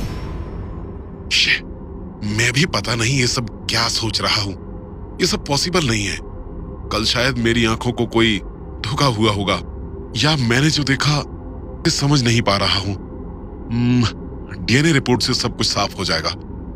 अभी चलकर उस रॉकी से बात करता हूं। डीएसपी मौर्य अपने कैबिन से निकलकर लॉकअप के अंदर चला जाता है। रॉकी अंदर एक कुर्सी पर बैठा हुआ था। रॉकी बड़ा अजीब नाम है। तुम्हारा पूरा नाम क्या है? क्यों, आपको मेरा आधार कार्ड बनवाना है? लगता है तुम्हें पता नहीं है तुम कितनी बुरी तरह फंस चुके हो। बताओ, क्यों मारा तुमने निखिल को? देखिए सर, मैं कल से कह रहा हूं, उस लड़के को मारने में हमारा कोई हाथ नहीं था। हमें तो उसके बदले पैसे मिलने वाले थे। उसका दोस्त हमें उसके बदले 20 लाख रुपए देने वाला था। हम तो वो पैसे लेकर रत्नागिरी छोड़कर भागने वाले थे। लेकिन तुम रत्नागिरी छोड़कर भागना क्यों चाहते थे? हमारे पास और कोई रास्ता नहीं बचा था प्रशांत, कुछ नहीं, हम बस यहाँ से जाना चाहते थे। मुझे पता है तुम किसे बचाने की कोशिश कर रहे हो। तुम्हारा दोस्त धनंजय प्रशांत सिंह के लिए काम करता था। क्या उसी के कहने पर तुमने निखिल की जान ली? आपके बार बार पूछने से सच नहीं बदलने वाला। मैंने कहा ना, हमने उसे नहीं मारा। हम उसे वापस भेजने वाले थे, लेकिन जब हम सुबह उसके पास गए तो वो वहां नहीं था। वो भाग चुका था। हमें तो पता भी नहीं था कि वो मर चुका है। चलो, तुम्हारी बात मान लेता हूं, तुमने उसे नहीं मारा, लेकिन तुमने किसके कहने पर निखिल को किडनैप किया था? देखो साहब, मुझे आपको जो कुछ बताना था मैं बता चुका हूँ। मैं अब और नहीं बता सकता। आप जो चाहे कर सकते हो। अगर मुझ पर मर्डर का चार्ज भी लग गया तो मैं कुछ सालों के लिए जेल चला जाऊंगा, लेकिन अगर आपको सारी बात बता दी तो वो मुझे मार डालेगा। सर, आपने खाना मंगाया था? हाँ अंकुल, तुम बिल्कुल सही टाइम पर आए हो। अंदर आओ। ये खाना रॉकी को दे दो। कल से इसने कुछ भी नहीं खाया है। लेकिन सर। अंकुल, मैंने कहा ना, खाना रॉकी को दो। अंकुल खाना रॉकी के हाथ में दे देता है। रॉकी उसे ऐसे खाने लगता है जैसे उसे महीनों से खाना नहीं मिला हो। अरे अरे, आराम से खाओ। इसके बाद तुम्हें कुछ खाने पीने को तभी मिलेगा जब तुम मुझे सारी बात बताओगे। अंकुल, मेरे कहे बिना कोई से पानी तक नहीं देगा, चाहे भूख प्यास से इसकी जान ही क्यों ना निकल जाए। Yes sir. देव अब तक अपने कमरे में उस कुर्सी पर ही सोया हुआ था। अलार्म की आवाज से नींद टूटती है। इसे पढ़ते हुए कब नींद लग गई पता ही नहीं चला। हाँ, मैं किस पेज में पहुंचा था? शाम हो रही थी। देव, अखिल, वृंदा और सुनैना बगीचे में खेल रहे थे। अरे, ये दोनों कौन हैं? पता नहीं, पहले तो इन्हें कभी नहीं देखा। लगता है यहाँ नए हैं। तुम्हारा क्या नाम है? मेरा नाम गीतांजलि है और ये मेरा भाई विक्रम है। हम लोग आज सुबह ही रत्नागिरी आए हैं। मेरे पिताजी राजा रुद्र प्रताप के मुंशी हैं। हम लोग खेल रहे हैं। क्या तुम भी हमारे साथ खेलोगे? हाँ। नहीं देव, ये लोग हमारे साथ नहीं खेल सकते। माँ ने अनजान लोगों के साथ खेलने से मना किया है, और वैसे भी ये लोग हमारी बराबरी के नहीं है। इनके पिता हमारे लिए काम करते हैं। तो क्या हुआ? पता नहीं तुम्हें ये सब बातें कौन सिखाता है। क्या तुम हमसे दोस्ती करोगी? हाँ। अब ये हमसे अनजान नहीं है, ये भी हमारी दोस्त है। आज से हम सब साथ खेलेंगे। लेकिन देवराज। मैंने कहा ना वृंदा, अब मुझे और कुछ नहीं सुनना। पता नहीं देवराज इस नई लड़की के लिए मुझसे क्यों लड़ रहा है। मैंने तो बस इतना कहा कि हमें इसके साथ नहीं खेलना चाहिए।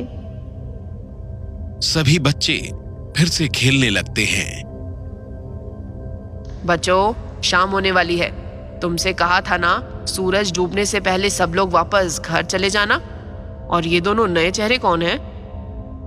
ये दोनों हमारे नए दोस्त हैं, आज ही रत्नागिरी आए हैं। अच्छा चलो बच्चों, अब कल खेलना। वृंदा, सुनैना, देवराज, चलो। महल में दुर्गावती प्रतीक्षा कर रही हैं। बच्चों, तुम भी अब अपने घर जाओ। लेकिन ये अकेले कैसे जाएंगे? ये आज ही आए हैं। अगर ये रास्ता भटक गए तो? ठीक है, मैं किसी नौकर से इन्हें घर पहुंचाने को कह देती हूँ।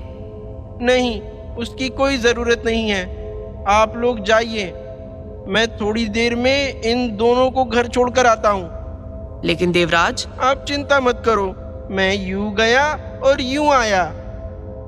देवराज गीतांजलि और विक्रम के साथ उनके घर की तरफ निकल जाता है और मंदाकिनी, वृंदा और सुनैना को लेकर महल चली जाती है।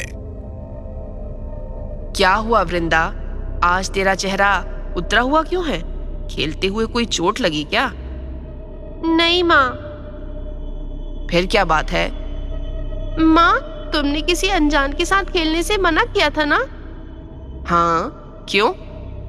जब मैंने उन्हें हमारे साथ खेलने से मना किया तो देवराज ने मुझसे लड़ाई की। क्या देवराज ने उनके लिए तुझसे लड़ाई की? तू चिंता मत कर, मैं कल उसे सबक सिखाऊंगी। देव, गीतांजलि और विक्रम चुपचाप चलते हुए अपने घर की तरफ बढ़ रहे थे।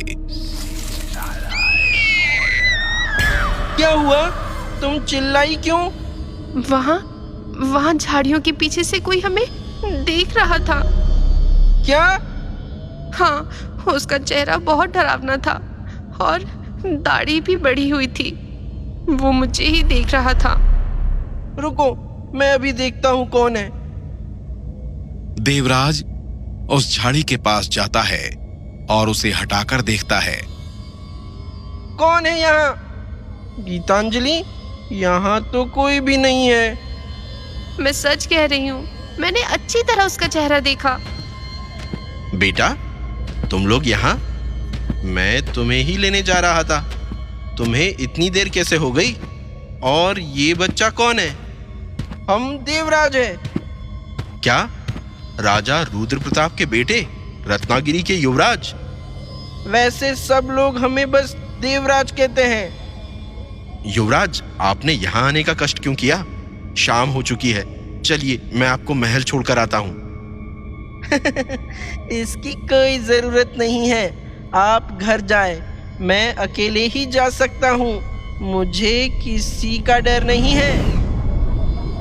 देव डायरी पढ़ ही रहा था, तभी अचानक उसके कमरे का दरवाजा खुलता है। देव, तुम सुबह सुबह ये क्या पढ़ रहे हो?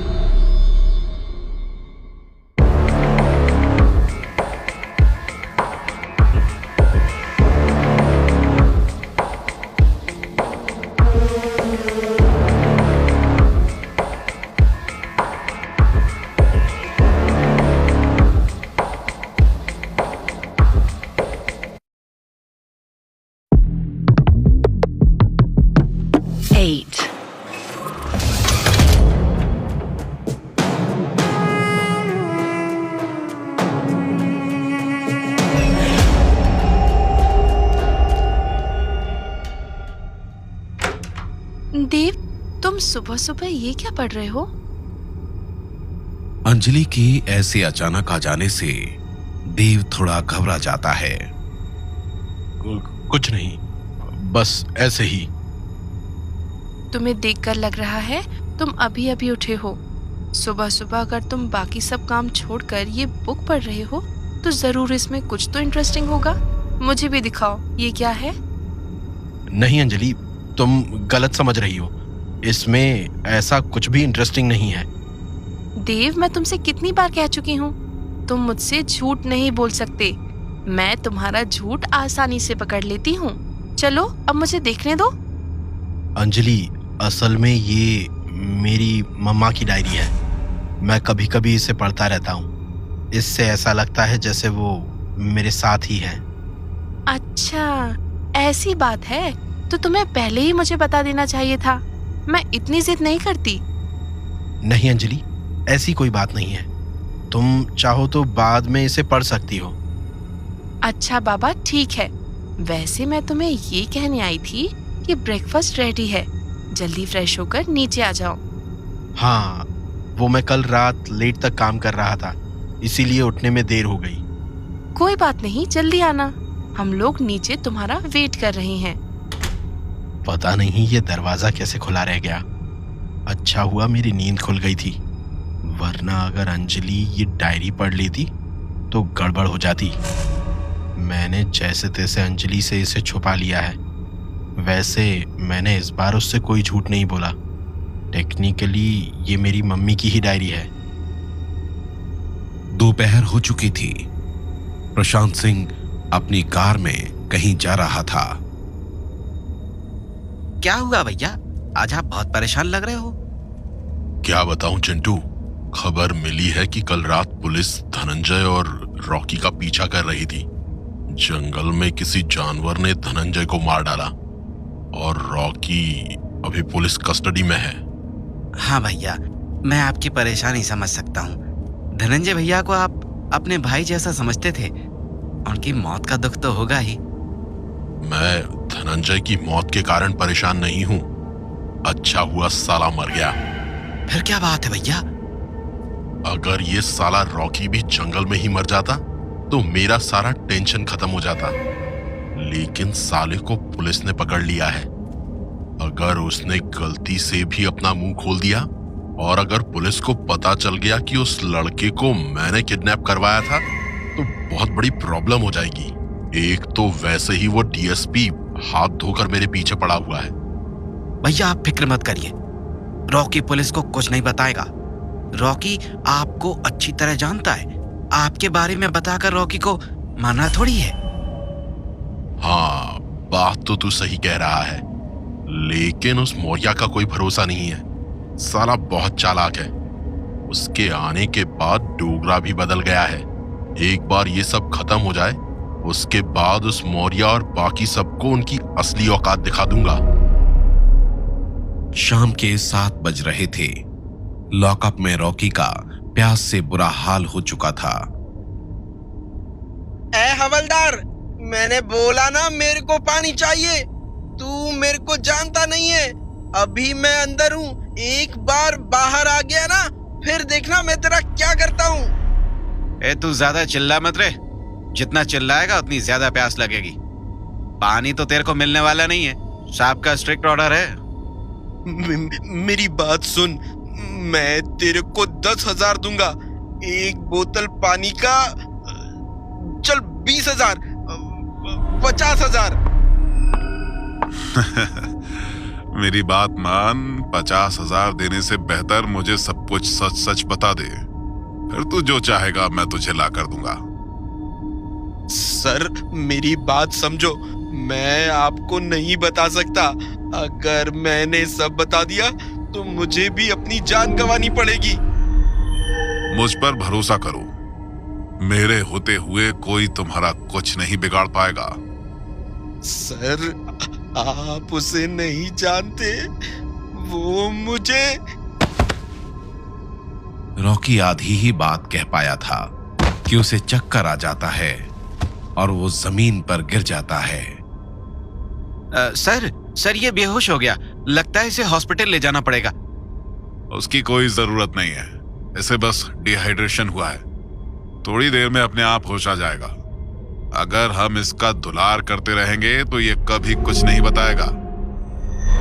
पैलेस में पूरी तरह सन्नाटा छाया हुआ था। सब लोग डिनर करके अपने अपने कमरों में जा चुके थे। विक्की अब भी अपने कमरे में जाग रहा था। पता नहीं आज नींद क्यों नहीं आ रही है और फोन में भी नेटवर्क नहीं आ रहा है। एक काम करता हूँ, थोड़ी देर हॉल में बैठकर टीवी देख लेता हूँ। वैसे भी यहाँ और कुछ करने को नहीं है। पता नहीं आखिर यहाँ चल क्या रहा है, कोई मुझे कुछ बताता ही नहीं। जब भी कुछ पूछता हूँ मेरी बात को टाल देते हैं। अब तक मुझे निखिल भैया की मौत के बारे में भी नहीं बताया। ये सब लोग जरूर मुझसे कुछ छुपा रहे हैं। अंजलि दीदी भी यहाँ आकर बहुत बदल गई है। विक्की अपने रूम की लाइट्स बंद करता है और निकलकर हॉल की तरफ जाने लगता है। विक्की हॉल में पहुंचा ही था कि उसके कमरे से किसी की पायल की आवाज आती है। ये कैसी आवाज थी? ऐसा लगा जैसे ये मेरे ही रूम से आई।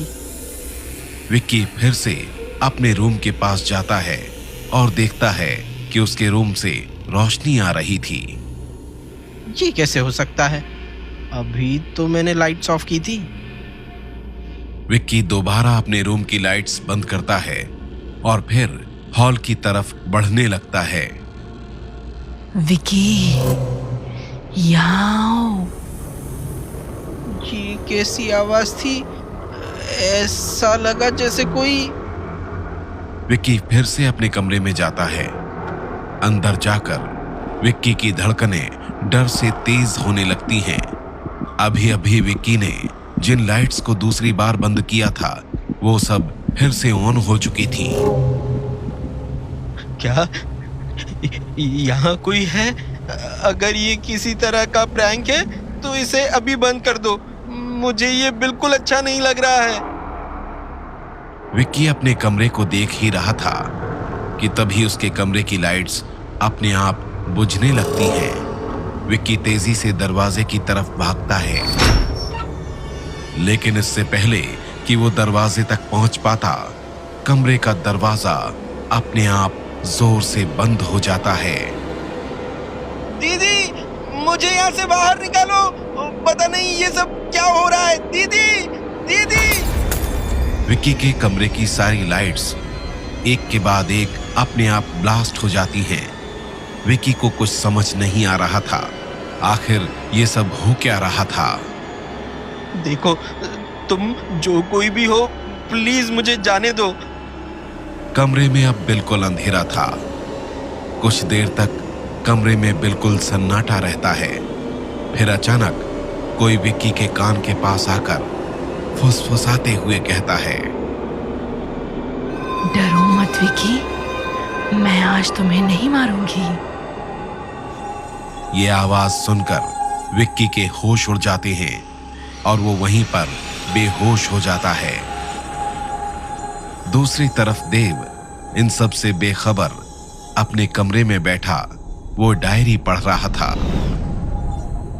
गीतांजलि शाम को खेलकर वापस अपने घर जा रही थी। आज विक्रम उसके साथ नहीं था, वो बिल्कुल अकेली थी। वो जा ही रही थी कि मंदाकिनी उसके सामने आकर खड़ी हो जाती है। कल इसकी वजह से मेरी वृंदा मायूस थी। आज मैं इस लड़की को सबक सिखा कर रहूंगी। बेटी, तुम कहाँ जा रही हो? मैं घर जा रही हूँ, अपने बाबा के पास। लेकिन मैंने तो अभी तुम्हारे पापा को जंगल में जाते हुए देखा है। जंगल में? क्या आप मुझे बता सकती हो मेरे बाबा किस तरफ गए हैं? हाँ, क्यों नहीं, तुम्हारे बाबा इस रास्ते से गए हैं। तुम भी जाओ, वो तुम्हें मिल जाएंगे। ठीक है। मंदाकिनी की बात सुनकर गीतांजलि उस रास्ते से जंगल के अंदर जाने लगती है। थोड़ी देर चलने के बाद गीतांजलि घने जंगल के बीच पहुंच जाती है। जंगल इतना घना था कि प्रकाश भी अंदर नहीं पहुंच रहा था। वहां पूरी तरह अंधेरा था। ये क्या? उन्होंने तो यही रास्ता बताया था, लेकिन बाबा तो कहीं नहीं दिख रहे। पत्तों की आवाज सुनकर गीतांजलि सामने देखती है। उसके सामने एक आदमी खड़ा हुआ था। उसका चेहरा कपड़े से ढका हुआ था। ये वही आदमी था जिसने अब तक रत्नागिरी की 3 लड़कियों की जान ली थी। गीतांजलि उसे देखकर चिल्लाने ही वाली थी कि वो आदमी गीतांजलि की तरफ बढ़ता है और अपने हाथ से उसका मुंह बंद कर देता है।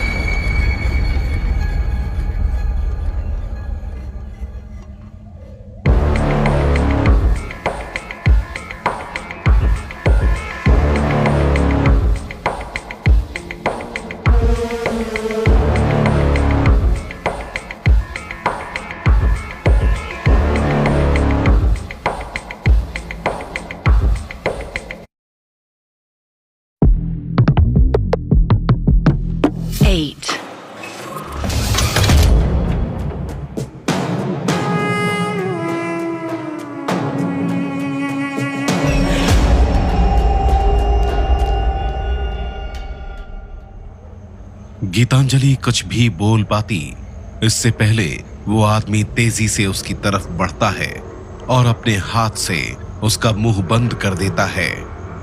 गीतांजलि डर से छटपटाने लगती है और उस आदमी की पकड़ से छूटने की कोशिश करने लगती है। छोड़ो मुझे।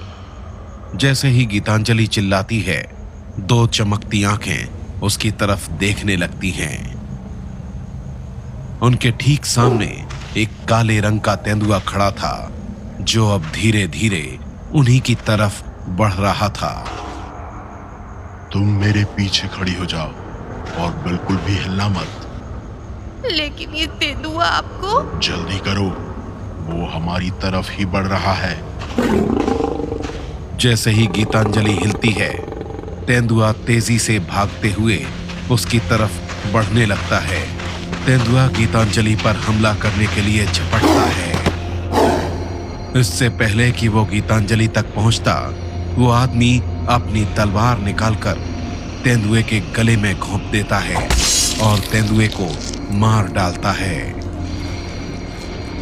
अपने घर जाओ, ये वक्त ऐसे जंगल में घूमने का नहीं है। मैं घूम नहीं रही थी, मुझे उस औरत ने। मैंने कहा ना, फौरन अपने घर जाओ। मुझे माफ कीजिए, मुझे लगा कि आप मुझे कोई नुकसान पहुंचाना चाहते हैं। अगर आज आप मुझे इस तेंदुए से नहीं बचाते तो मैं। गीतांजलि अपनी बात पूरी भी नहीं कर पाई थी कि वो आदमी पीछे मुड़ता है और वहां से जाने लगता है। बड़ा अजीब आदमी है, उस तेंदुए से मेरी जान भी बचाई और अब मुझसे बात भी नहीं कर रहा है। अब मुझे वापस घर जाना चाहिए। बाबा इधर नहीं है। पता नहीं उन्होंने ऐसा क्यों कहा कि बाबा जंगल आए हैं। गीतांजलि वापस अपने घर की तरफ चली जाती है।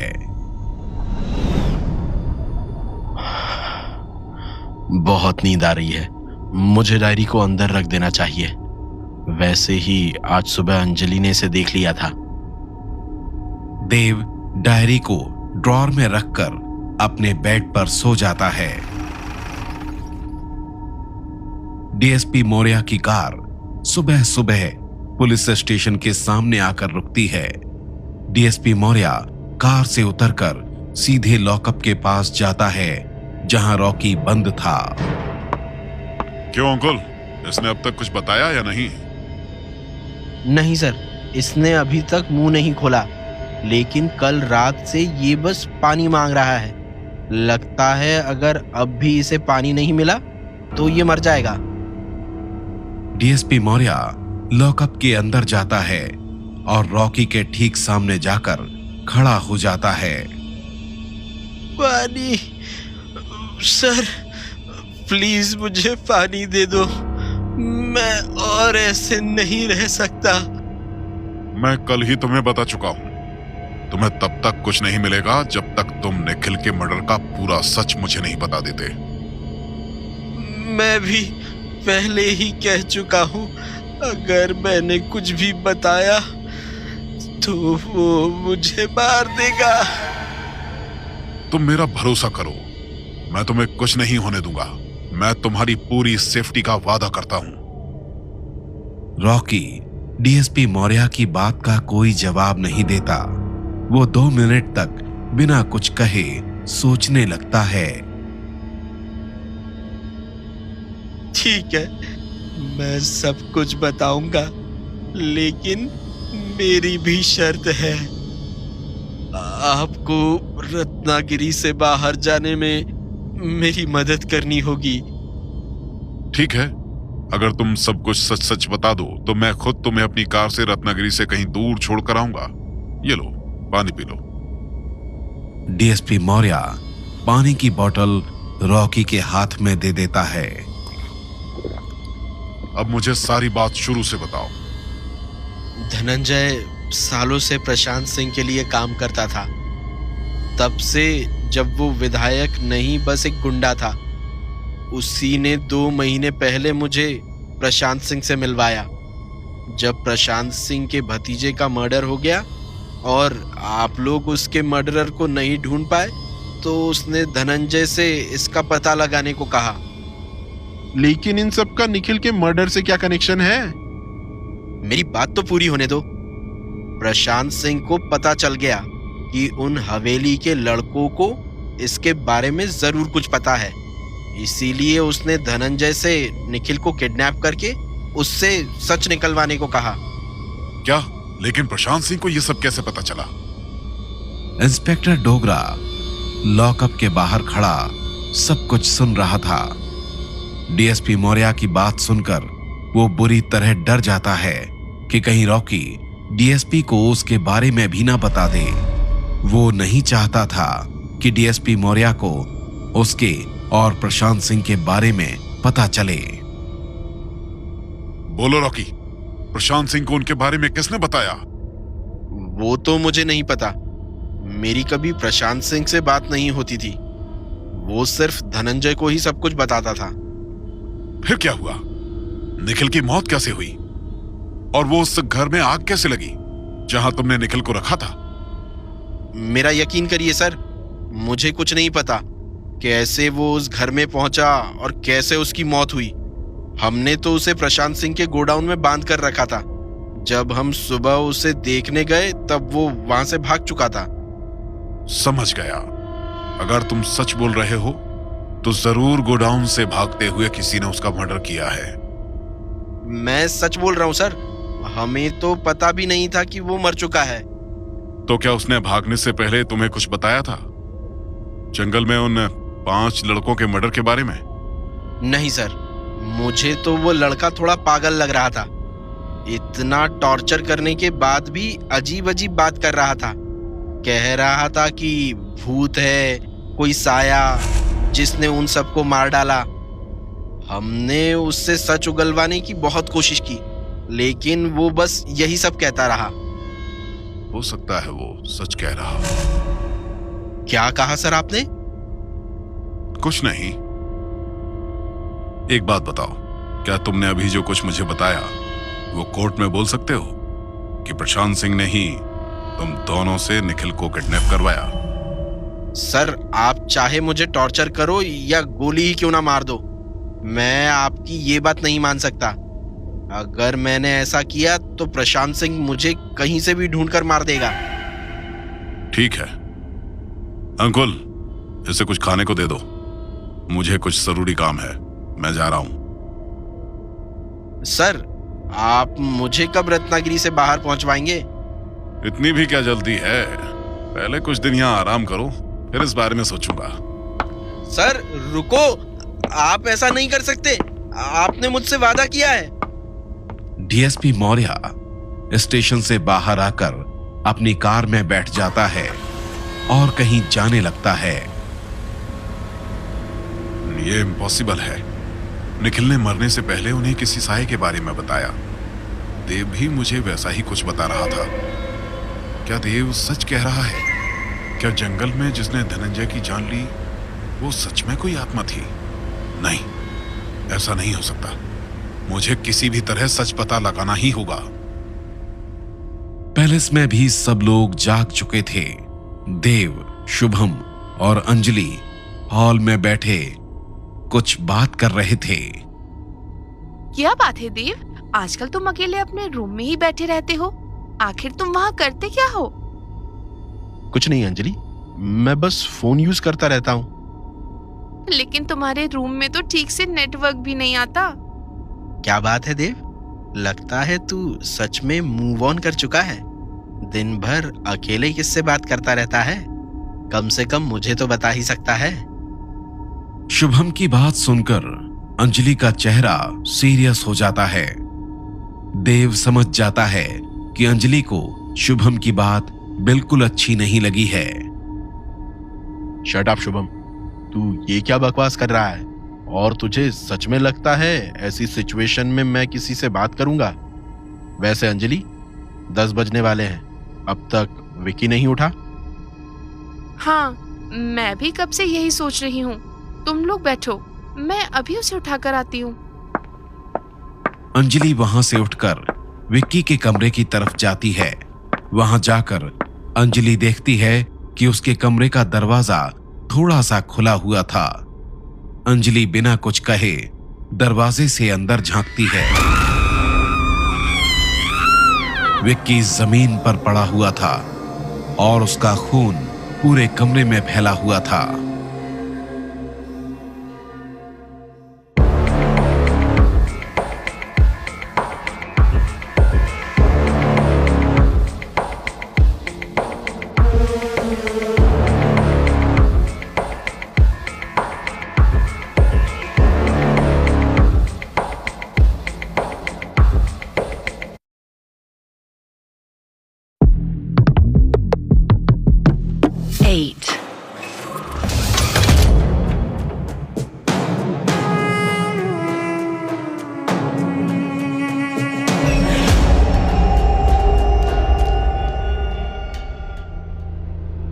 अंजलि की चीख सुनकर देव और शुभम भागते हुए विक्की के रूम के पास आते हैं। क्या हुआ अंजलि, तुम ठीक तो हो ना? हाँ अंजलि, तुम इतनी जोर से चीखी क्यों? विकी अंदर जमीन पर पड़ा हुआ है, उसका खून। देव और शुभम विक्की के रूम का दरवाजा खोलते हैं और अंदर जाते हैं। क्या हुआ शुभम? मेरे पैर में कुछ चुभा, शायद किसी ग्लास का टुकड़ा है। शुभम की बात सुनकर देव कमरे के चारों तरफ ध्यान से देखता है। शुभम, तू रूम से बाहर निकल। सब तरफ कांच के टुकड़े बिखरे हुए हैं, इन्हीं के कारण विकी का खून बह रहा है। देव अकेले विकी के पास जाता है और उसे अकेले ही उठाकर रूम से हॉल में ले आता है। देव, विकी को यहाँ पर लेटा दो। देव विक्की को धीरे से हॉल में रखे सोफे पर लेटा देता है। उसकी पीठ पर अब भी कांच के कुछ टुकड़े धंसे हुए थे। देव, विकी की पीठ से अभी भी खून निकल रहा है। हाँ, उसकी पीठ पर अब भी कांच लगा हुआ है। मैं अभी इन्हें निकाल देता हूँ। शुभम, तू जल्दी फर्स्ट एड किट लेकर आ। देव विक्की की पीठ से कांच के उन टुकड़ों को धीरे धीरे निकालने लगता है। विक्की, हिलना मत, थोड़ी देर ऐसे ही लेटे रहो। देव, हमें विकी को हॉस्पिटल ले जाना चाहिए। अंजलि, तुम चिंता मत करो, हल्की सी चोट है। शुभम फर्स्ट एड किट लेकर आ रहा है, फिर विक्की बिल्कुल ठीक हो जाएगा। लेकिन विकी बेहोश कैसे हुआ? और वो लाइट्स, वो सब कैसे? वही तो मैं आपसे। विक्की, मैंने कहा ना हिलो मत। अंजलि, तुम भी थोड़ी देर शांत रहो। थोड़ी देर में शुभम फर्स्ट एड किट ले आता है और देव विक्की के घाव पर ड्रेसिंग कर देता है। विक्की धीरे से उठकर सोफे पर बैठ जाता है। विकी, क्या हुआ था तुम्हारे साथ? तुम अचानक बेहोश कैसे हो गए? और तुम्हारे रूम की सारी लाइट्स? वही तो मैं आप लोगों से पूछना चाहता हूँ। आप लोग मुझे कुछ बता ही नहीं रहे हो। आखिर यहाँ चल क्या रहा है? कल मेरे साथ जो हुआ वो नॉर्मल नहीं था। बताओ आप लोग क्या छुपा रहे हो? और निखिल भैया की मौत कैसे हुई? विकी, वो रुको अंजलि, मैं विक्की को सब कुछ समझाता हूँ। आओ विक्की, मेरे साथ आओ। देव और विक्की हॉल से बाहर निकलते हैं और गार्डन में लगी चेयर्स पर बैठ जाते हैं। देव बिना रुके विक्की से बात कर रहा था। लगभग आधे घंटे बाद वो दोनों लौटकर पैलेस के अंदर आते हैं। दीदी, आई एम सॉरी, मैंने आपसे ऐसे बात की। मुझे नहीं पता था आप इतनी सारी प्रॉब्लम से अकेले डील कर रही हो। मुझे तो अब भी बिलीव नहीं हो रहा है कि ये सब सच हो सकता है। अगर मैंने कल रात वो सब अपनी आंखों से नहीं देखा होता तो मैं खुद अभी इस बात पे यकीन नहीं कर पाता। तुम चिंता मत करो विकी, मैं तुम्हें कुछ नहीं होने दूंगी।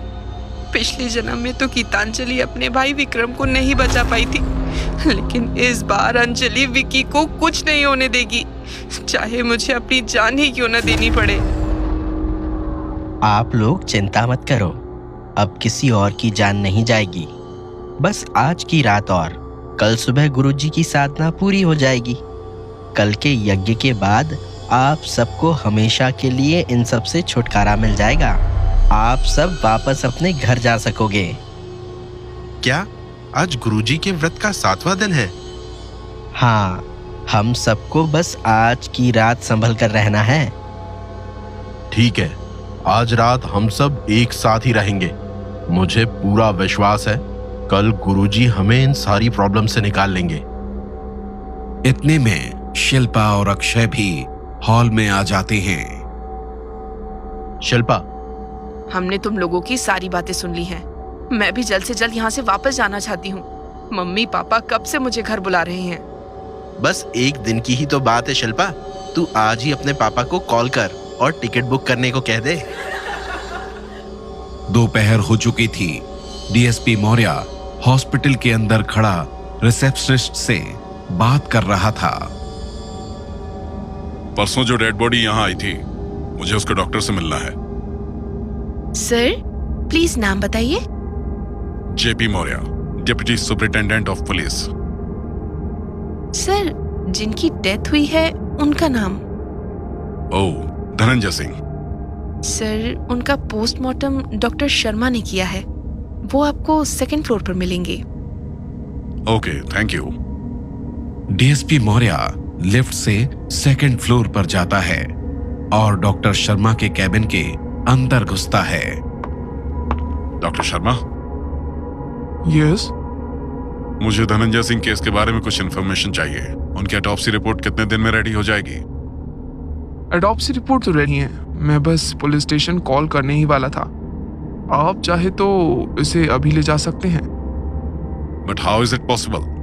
ऑटोप्सी रिपोर्ट में तो काफी टाइम लगता है, आपने इतनी जल्दी कैसे? You are absolutely right officer. Autopsy पूरी करके रिपोर्ट बनाने में हमें लगभग 3 to 4 डेज का टाइम लगता है। But this case is very strange. ऐसा केस मैंने पहले कभी नहीं देखा। क्यों? इसमें ऐसी क्या बात है? इस बॉडी के पेट पर जो घाव है उसमें हमें किसी तरह का कोई ट्रेस नहीं मिला। आप क्या कहना चाहते हैं डॉक्टर?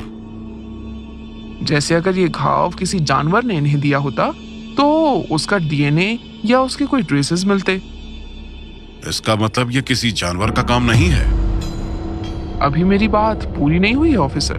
अगर किसी हथियार से भी इस पर अटैक किया गया होता तो उस मेटल के ट्रेसेस मिलते, लेकिन इस बॉडी के घाव से हमें किसी तरह के ट्रेसेस नहीं मिले हैं। ऐसा लगता है जैसे बिना किसी चीज से टच किए ही इसे मारा गया हो।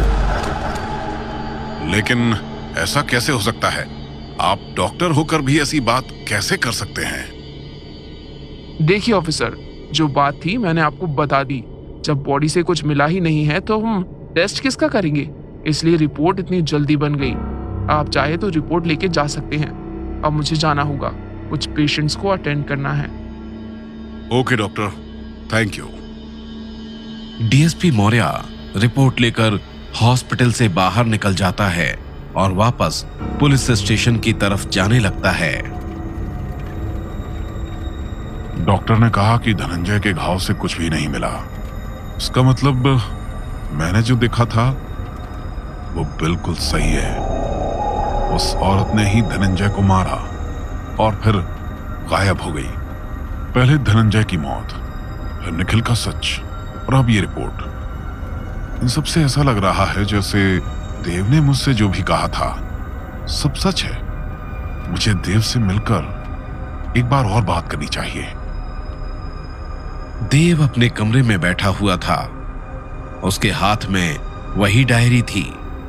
देव डायरी को और आगे पढ़ने लगता है।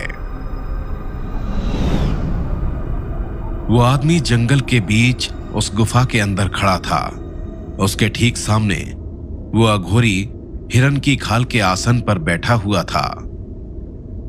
जब तुमने मुझे बुलाया तो मुझे लगा कि कोई जरूरी काम होगा, लेकिन तुमने मुझे एक छोटी बच्ची को बचाने के लिए बुलाया। मैं पहले ही 30 लड़कियों की जान ले चुका हूं। आज एक और मर जाती तो क्या हो जाता? आज अगर इस लड़की को कुछ हो जाता तो तुम उन 30 क्या पूरी 99 लड़कियों की बलि देकर भी कुछ हासिल नहीं कर पाते। तुम कहना क्या चाहते हो? सीधे सीधे कहो। कल मैं अपने हवन के लिए कुछ सामग्री लेने गांव गया था। तभी मैंने उस लड़की को देखा। वो शायद अपने घर जा रही थी।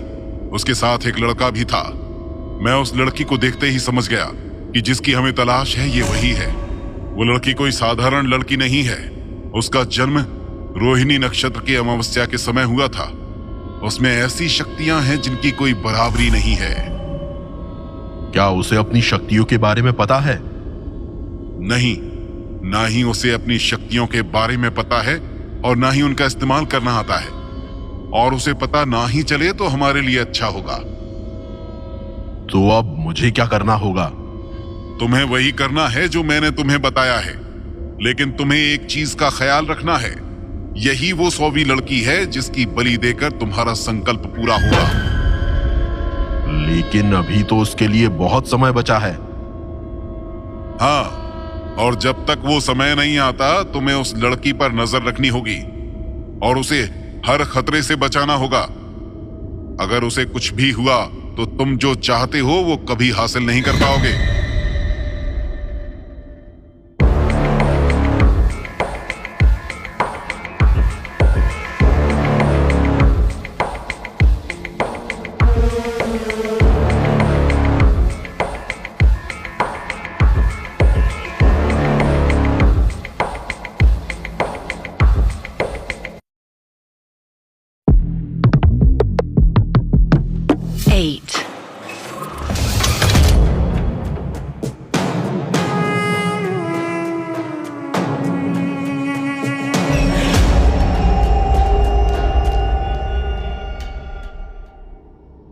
शाम हो रही थी।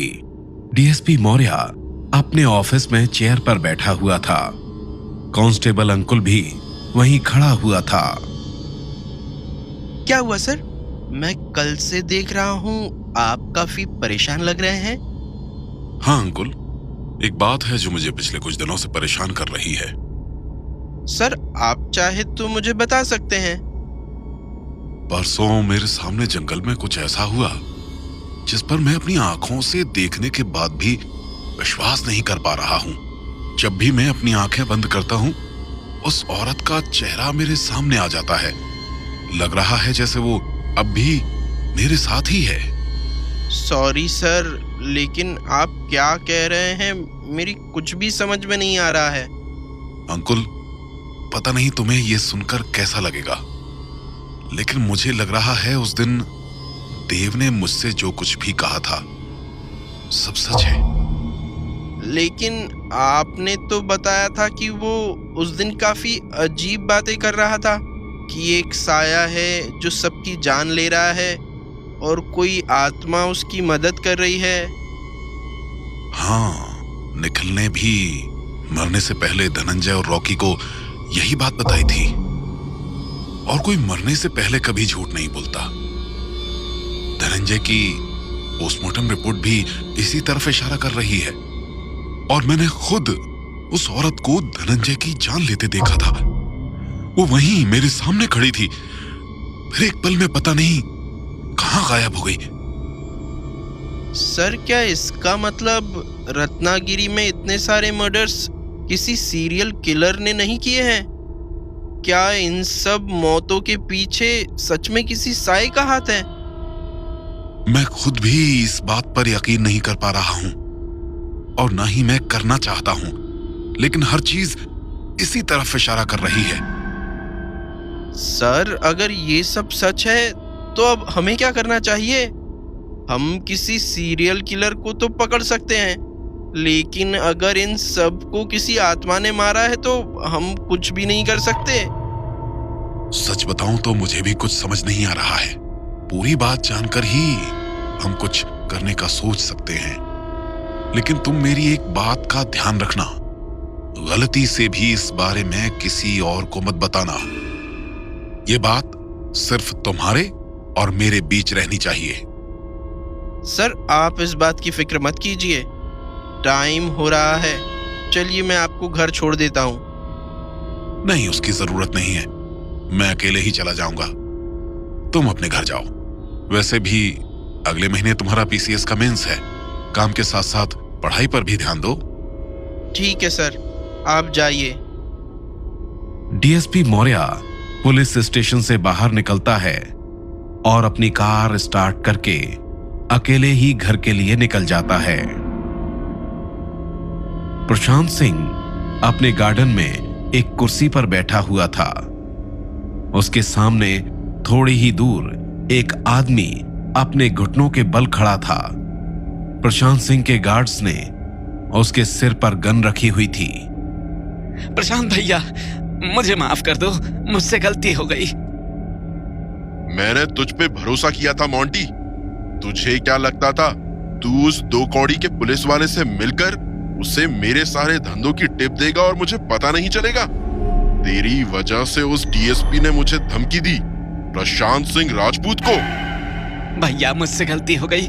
उस डीएसपी ने मुझे भी धमकी दी थी, मैं डर गया था भैया। तू उस पुलिस वाले से डर गया, लेकिन तुझे इस बात का डर नहीं लगा कि अगर मुझे तेरे बारे में पता चल गया तो मैं तेरा क्या करूंगा? वो डीएसपी तो बस तुझे अंदर डालता, मैं सीधे ऊपर पहुंचा दूंगा। नहीं भैया, मुझे बस एक आखिरी मौका दो। मैं कितने सालों से आपके लिए काम कर रहा हूं। इसीलिए तो मैं तुझे नहीं छोड़ सकता। अगर लोगों को पता चल गया कि मेरे लिए काम करने वाला ही मुझसे नहीं डरता, तो बाहर कोई क्यों मुझसे डरेगा? मुझे बस एक मौका दे दो, आप जैसा कहोगे मैं वही करूंगा। आपके लिए मैं कुछ भी कर सकता हूं। कुछ भी? चल फिर एक काम कर, ये ले गन और अपने माथे पे रख। भैया जल्दी कर, मेरे पास ज्यादा टाइम नहीं है। मैंने उदय को तेरे घर भेजा है, तेरी बीवी और बेटी वही है ना? ये देख, उसी का फोन आ गया। भैया, मैं मोंटी के घर के बाहर ही खड़ा हूँ, उसकी बीवी और बच्ची अंदर ही है। अच्छा, मोंटी पूछ रहा है वो लोग अभी क्या कर रहे हैं? बीवी तो किचन में खाना बना रही है और बेटी टीवी पर कार्टून देख रही है। आप कहो तो अभी दोनों को। अगर तूने उनकी तरफ देखा भी तो तुझे भी गुस्सा आता है? ठीक है, उदय उन्हें कुछ नहीं करेगा, लेकिन तुझे। मोंटी प्रशांत सिंह की गन से खुद को गोली मार लेता है। उसका खून चारों तरफ फैल जाता है। देख क्या रहे हो? रुमाल दो मुझे, सारे कपड़े गंदे कर दिए। मोंटी का खून प्रशांत सिंह के चेहरे पर लगा हुआ था। प्रशांत सिंह रुमाल से अपना चेहरा साफ करता है। उसके सफेद कपड़ों पर भी खून के लाल छींटे लगे हुए थे। अब इसको भी कहीं ठिकाने लगाना पड़ेगा। जल्दी इसकी बॉडी को गाड़ी में डालो, आज रात इसे जंगल में दफना देंगे। देव, अंजलि, शुभम और अक्षय हॉल में बैठे बातें कर रहे थे। यार बस अब गुरुजी जल्दी से वो यज्ञ पूरा कर दे, मुझसे अब और वेट नहीं हो रहा। आखिरकार हम सब वापस अपने घर जा पाएंगे। हाँ, मैं भी सब कुछ बहुत मिस कर रहा हूँ, स्पेशली मुंबई का स्ट्रीट फूड। मुझे तो याद भी नहीं आ रहा मैंने लास्ट टाइम पिज्जा कब खाया था। शुभम, तुझे अभी भी खाने की पड़ी है? अरे कैसे ना पड़ी हो, शुभम तो बचपन से एक नंबर का भुक्कड़ है, अपने साथ साथ मेरे घर का खाना भी खा जाता था। अक्षय मजाक मजाक में अपना हाथ शुभम की पीठ पर रख देता है। अक्षय ध्यान से, शुभम का घाव अभी पूरी तरह नहीं भरा है। सॉरी, मैं भूल गया था। शुभम तुझे लगी तो नहीं? नहीं, आई एम फाइन। तू बिना वजह ही उस दिन अकेले जंगल में गया था। अगर तूने जाने से पहले मुझे बताया होता तो ऐसा कुछ नहीं हुआ होता। मैं तुझे बिना किसी प्रॉब्लम के उस अघोरी की गुफा में ले जाता और मुझे साथ देखकर वो आत्मा भी हमारे पास नहीं आती। तू तो रहने ही दे अक्षय। अगर मैं तुझे अपने साथ ले जाता तो भी तू उस औरत को देखकर वहां से भाग गया होता। और वैसे भी उस दिन तेरा बर्थडे था। मैं नहीं चाहता था तुझे अपने बर्थडे के दिन ही हॉस्पिटल में एडमिट होना पड़े। शुभम और अक्षय की बात सुनकर देव कुछ सोचने लगता है। दुर्गावती की डायरी में भी एक अघोरी के बारे में लिखा है, और वो भी जंगल में किसी गुफा में रहता था। कहीं अक्षय और शुभम जिसकी बात कर रहे हैं, ये वही अघोरी तो नहीं जिसने उन सब लड़कियों को मारने में उस आदमी की मदद की थी? नहीं, ऐसा कैसे हो सकता है? वो बात तो कम से कम 150 साल पुरानी है।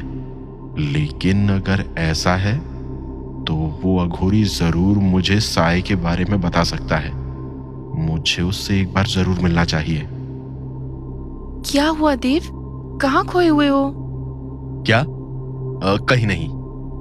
मैं कब से नोटिस कर रही हूँ, कुछ दिनों से तुम काफी वियर्ड बिहेव कर रहे हो। घंटों तक अकेले अपने रूम में रहते हो और अभी हमारे साथ हो तब भी अपने ख्यालों में खोए हुए हो। मैं तो तुम्हें पहले ही बता चुका हूँ। आई एम श्योर देव को किसी से प्यार हो गया है। देव उसी के ख्यालों में खोया रहता है। क्यों देव? शुभम की बात सुनकर अंजलि का चेहरा फिर से उतर जाता है, लेकिन वो अपनी फीलिंग्स छुपाने के लिए फेक स्माइल करने लगती है। दैट्स इनफ शुभम, मुझे ऐसे मजाक बिल्कुल पसंद नहीं है। रिलैक्स देव, तुम्हें तो शुभम की आदत पता ही है। कितने टाइम के बाद हम सब खुश हैं और कल हम सब वापस अपने घर चले जाएंगे। मैं नहीं चाहती आज हम किसी बात पर झगड़ा करें। हाँ, मैं तो भूल ही गया था। कल तो वैसे भी गुरुजी के यज्ञ के बाद ये 100 साल पुरानी कहानी यहीं खत्म हो जाएगी।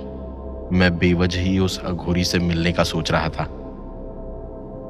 तुम लोग बैठो, मैं 5 मिनट में आती हूँ। अंजलि हॉल से उठकर अपने रूम की तरफ जाती है। क्या शुभम सही बोल रहा था? सच में देव को किसी से प्यार हो गया है। मैंने कितना कुछ सोच रखा था कि कल यहाँ से निकलते ही देव से अपने दिल की बात कन्फेस कर दूंगी।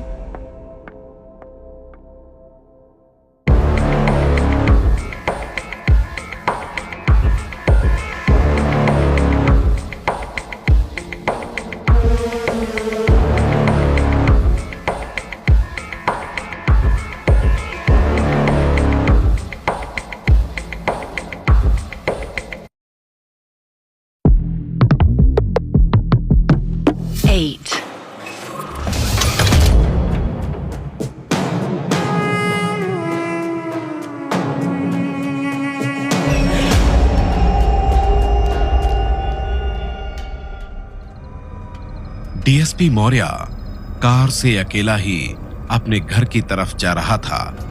वो लगभग आधा रास्ता पार कर चुका था। यूं तो अभी शाम के 7 ही बजे थे, लेकिन रास्ता बिल्कुल सुनसान था। कोई दूसरी गाड़ी तो क्या, कोई जानवर भी दिखाई नहीं दे रहा था।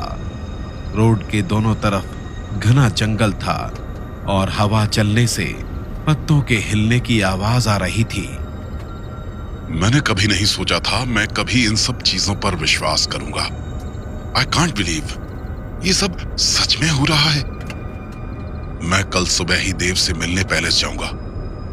वही मुझे इन सब के बारे में पूरी बात बता सकता है। ये क्या था? लगता है कार के नीचे कोई जानवर आ गया है। डीएसपी मौर्य कार से बाहर निकलता है और कार के नीचे देखने लगता है। कार के नीचे तो कुछ भी नहीं है। फिर ये दोनों टायर्स अपने आप कैसे पंक्चर हो गए? डीएसपी मौर्य अपना फोन निकालता है और इंस्पेक्टर डोगरा का नंबर डायल करने लगता है। चलो शुक्र है, एटलीस्ट यहाँ पर नेटवर्क तो आ रहा है, वरना आज तो मैं बुरी तरह फंस जाता। हेलो सर, आप घर पहुंच गए? मैं घर ही जा रहा था। पता नहीं कैसे रास्ते में कार का टायर पंचर हो गया। सर, मैं अभी किसी को गाड़ी लेकर भेजता हूँ। आप अभी कहाँ पर हैं? मैं वो जंगल के पास वाली नहर के थोड़ा आगे खड़ा हूँ। सर, मैं फौरन शर्मा जी के साथ आ रहा हूँ। आप थोड़ी देर इंतजार कीजिए। हो सके तो कार के अंदर ही बैठे रहिएगा। आप तो जानते ही हैं शाम को उधर कितने जंगली जानवर नहर का पानी पीने आते हैं। हाँ, तुम ठीक कह रहे हो। मैं ऐसा ही करूंगा। Thank you inspector. डीएसपी वापस कार के अंदर बैठ जाता है और कार लॉक करके म्यूजिक सुनने लगता है। कोई कार की विंडो को नॉक करता है। डीएसपी मौर्य देखता है कि एक 40-45 साल की औरत रोते हुए उसकी कार के बाहर खड़ी है। क्या हुआ? आप रो क्यों रही हो? क्या कोई प्रॉब्लम है? यहाँ से थोड़ी दूर मेरा घर है। मेरी बेटी आंगन में खेल रही थी, तभी उसे किसी सांप ने काट लिया। अगर उसको जल्दी अस्पताल नहीं ले गए तो मर जाएगी। आप अपनी गाड़ी से उसे अस्पताल ले जाइए, मैं आपको पैसे भी दूंगी। उसकी कोई जरूरत नहीं है, लेकिन ये कार तो नहीं चल पाएगी। इसके दोनों टायर्स पंक्चर हैं। कुछ कीजिए साहब, कोई और गाड़ी भी नहीं दिख रही है। मैंने एक और कार मंगाई है, वो थोड़ी देर में आ जाएगी। तब तक आपकी बेटी को यहाँ लेकर आ जाते हैं। आपका घर किस तरफ है? थोड़ी ही दूर है, मेरे पीछे आइए, मैं आपको लेकर चलती हूँ। डीएसपी मौर्य चुपचाप उस औरत के पीछे चलने लगता है। रोड से थोड़ा अंदर जाने के बाद उसे दूर से एक मकान दिखता है। जंगल के अंदर पक्का मकान देखकर डीएसपी हैरान हो जाता है। भले ही उसकी हालत खराब थी। तुम्हारे घर में इतना अंधेरा क्यों है? बिजली नहीं है, मैं दिया जलाकर गई थी, शायद बुझ गया होगा। जल्दी चलिए, मैं अभी दिया जला देती हूँ। वो औरत उस घर के अंदर घुसती है। आइए साहब, देखिए ना, गुड़िया बेहोश हो गई है। जब मैं इसे छोड़कर गई थी तब तो ये बात कर रही थी।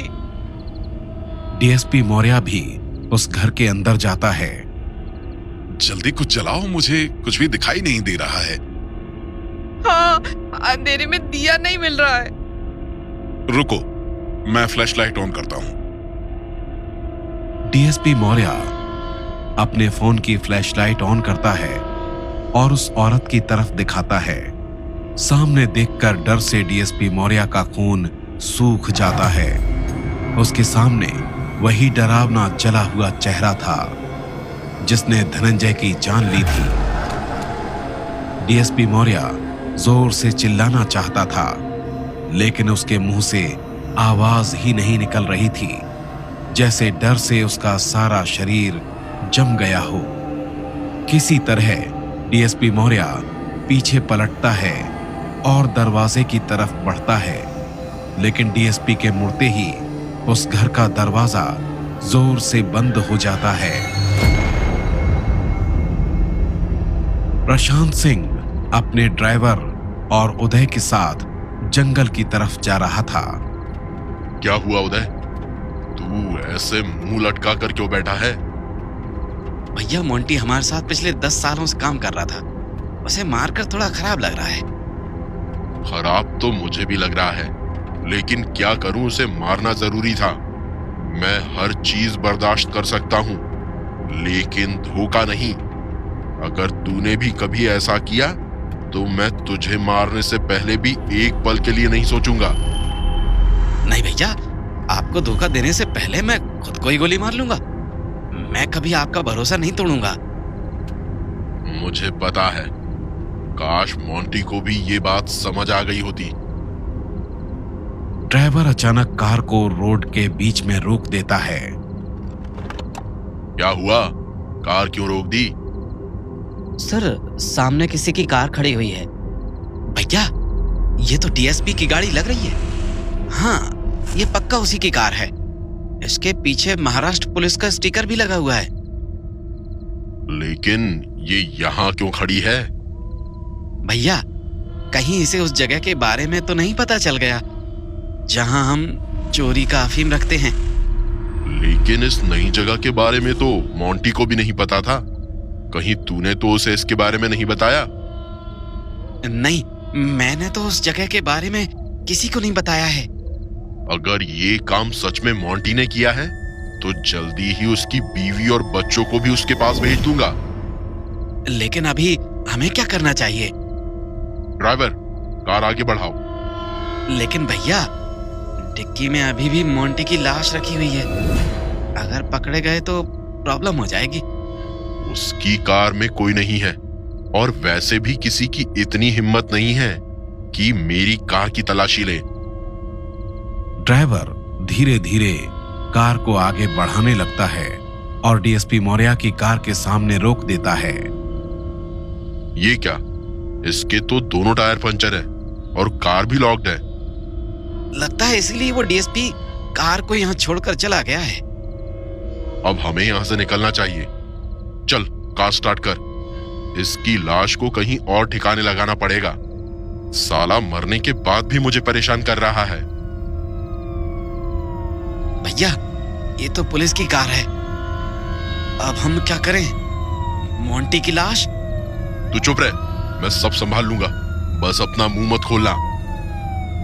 इंस्पेक्टर डोगरा और कांस्टेबल शर्मा दूर से ही प्रशांत सिंह और उसके आदमियों को देख लेते हैं। सर, ये तो प्रशांत सिंह है, लेकिन ये यहाँ क्या कर रहा है? मौर्य सर की कार भी यहीं खड़ी है। सर, पता नहीं क्यों मुझे लग रहा है यहाँ कोई तो गड़बड़ है। गड़बड़ तो होगी ही। ये साला प्रशांत सिंह जो यहाँ है। चलो देखते हैं क्या बात है। कांस्टेबल जीप को डीएसपी की कार के पीछे रोकता है और वो दोनों जीप से उतर जाते हैं। विधायक जी, आप यहाँ क्या कर रहे हैं? कुछ नहीं, मौर्य जी की गाड़ी यहाँ खड़ी देखी तो रुक गया। सोचा कहीं मौर्य जी किसी परेशानी में तो नहीं है। तो सर कहाँ है? पता नहीं, जब हम आए तो कार में कोई नहीं था। इंस्पेक्टर डोगरा डीएसपी मौर्य का नंबर डायल करता है। सर, मुझे लग रहा है कहीं इन लोगों ने मौर्य सर के साथ कुछ। वैसे आप लोग अभी कहाँ जा रहे हैं? डोगरा, तू मुझसे सवाल कर रहा है? तुझे याद है ना तू किसके सामने खड़ा है? हाँ, मुझे अच्छी तरह याद है। सच सच बताओ, आपने मौर्य सर के साथ क्या किया है? मैंने उन्हें कार में ही रहने के लिए कहा था। कहाँ है वो? देख डोगरा, मुझे तुझसे झूठ बोलने की कोई जरूरत नहीं है। मैं पहले ही कह चुका हूं वो यहाँ नहीं था। ठीक है, इनसे बोल तेरी गाड़ी खोले। मुझे तेरी कार चेक करनी है। इंस्पेक्टर डोगरा को आज ऐसे देखकर प्रशांत सिंह हैरान रह जाता है। उसने आज से पहले कभी ऐसे बात नहीं की थी। देखो इंस्पेक्टर, मैं सच कह रहा हूं, मैंने मौर्य जी को कुछ नहीं किया है। इंस्पेक्टर डोगरा ड्राइवर के हाथ से चाबी छीनता है और कार को अनलॉक कर देता है।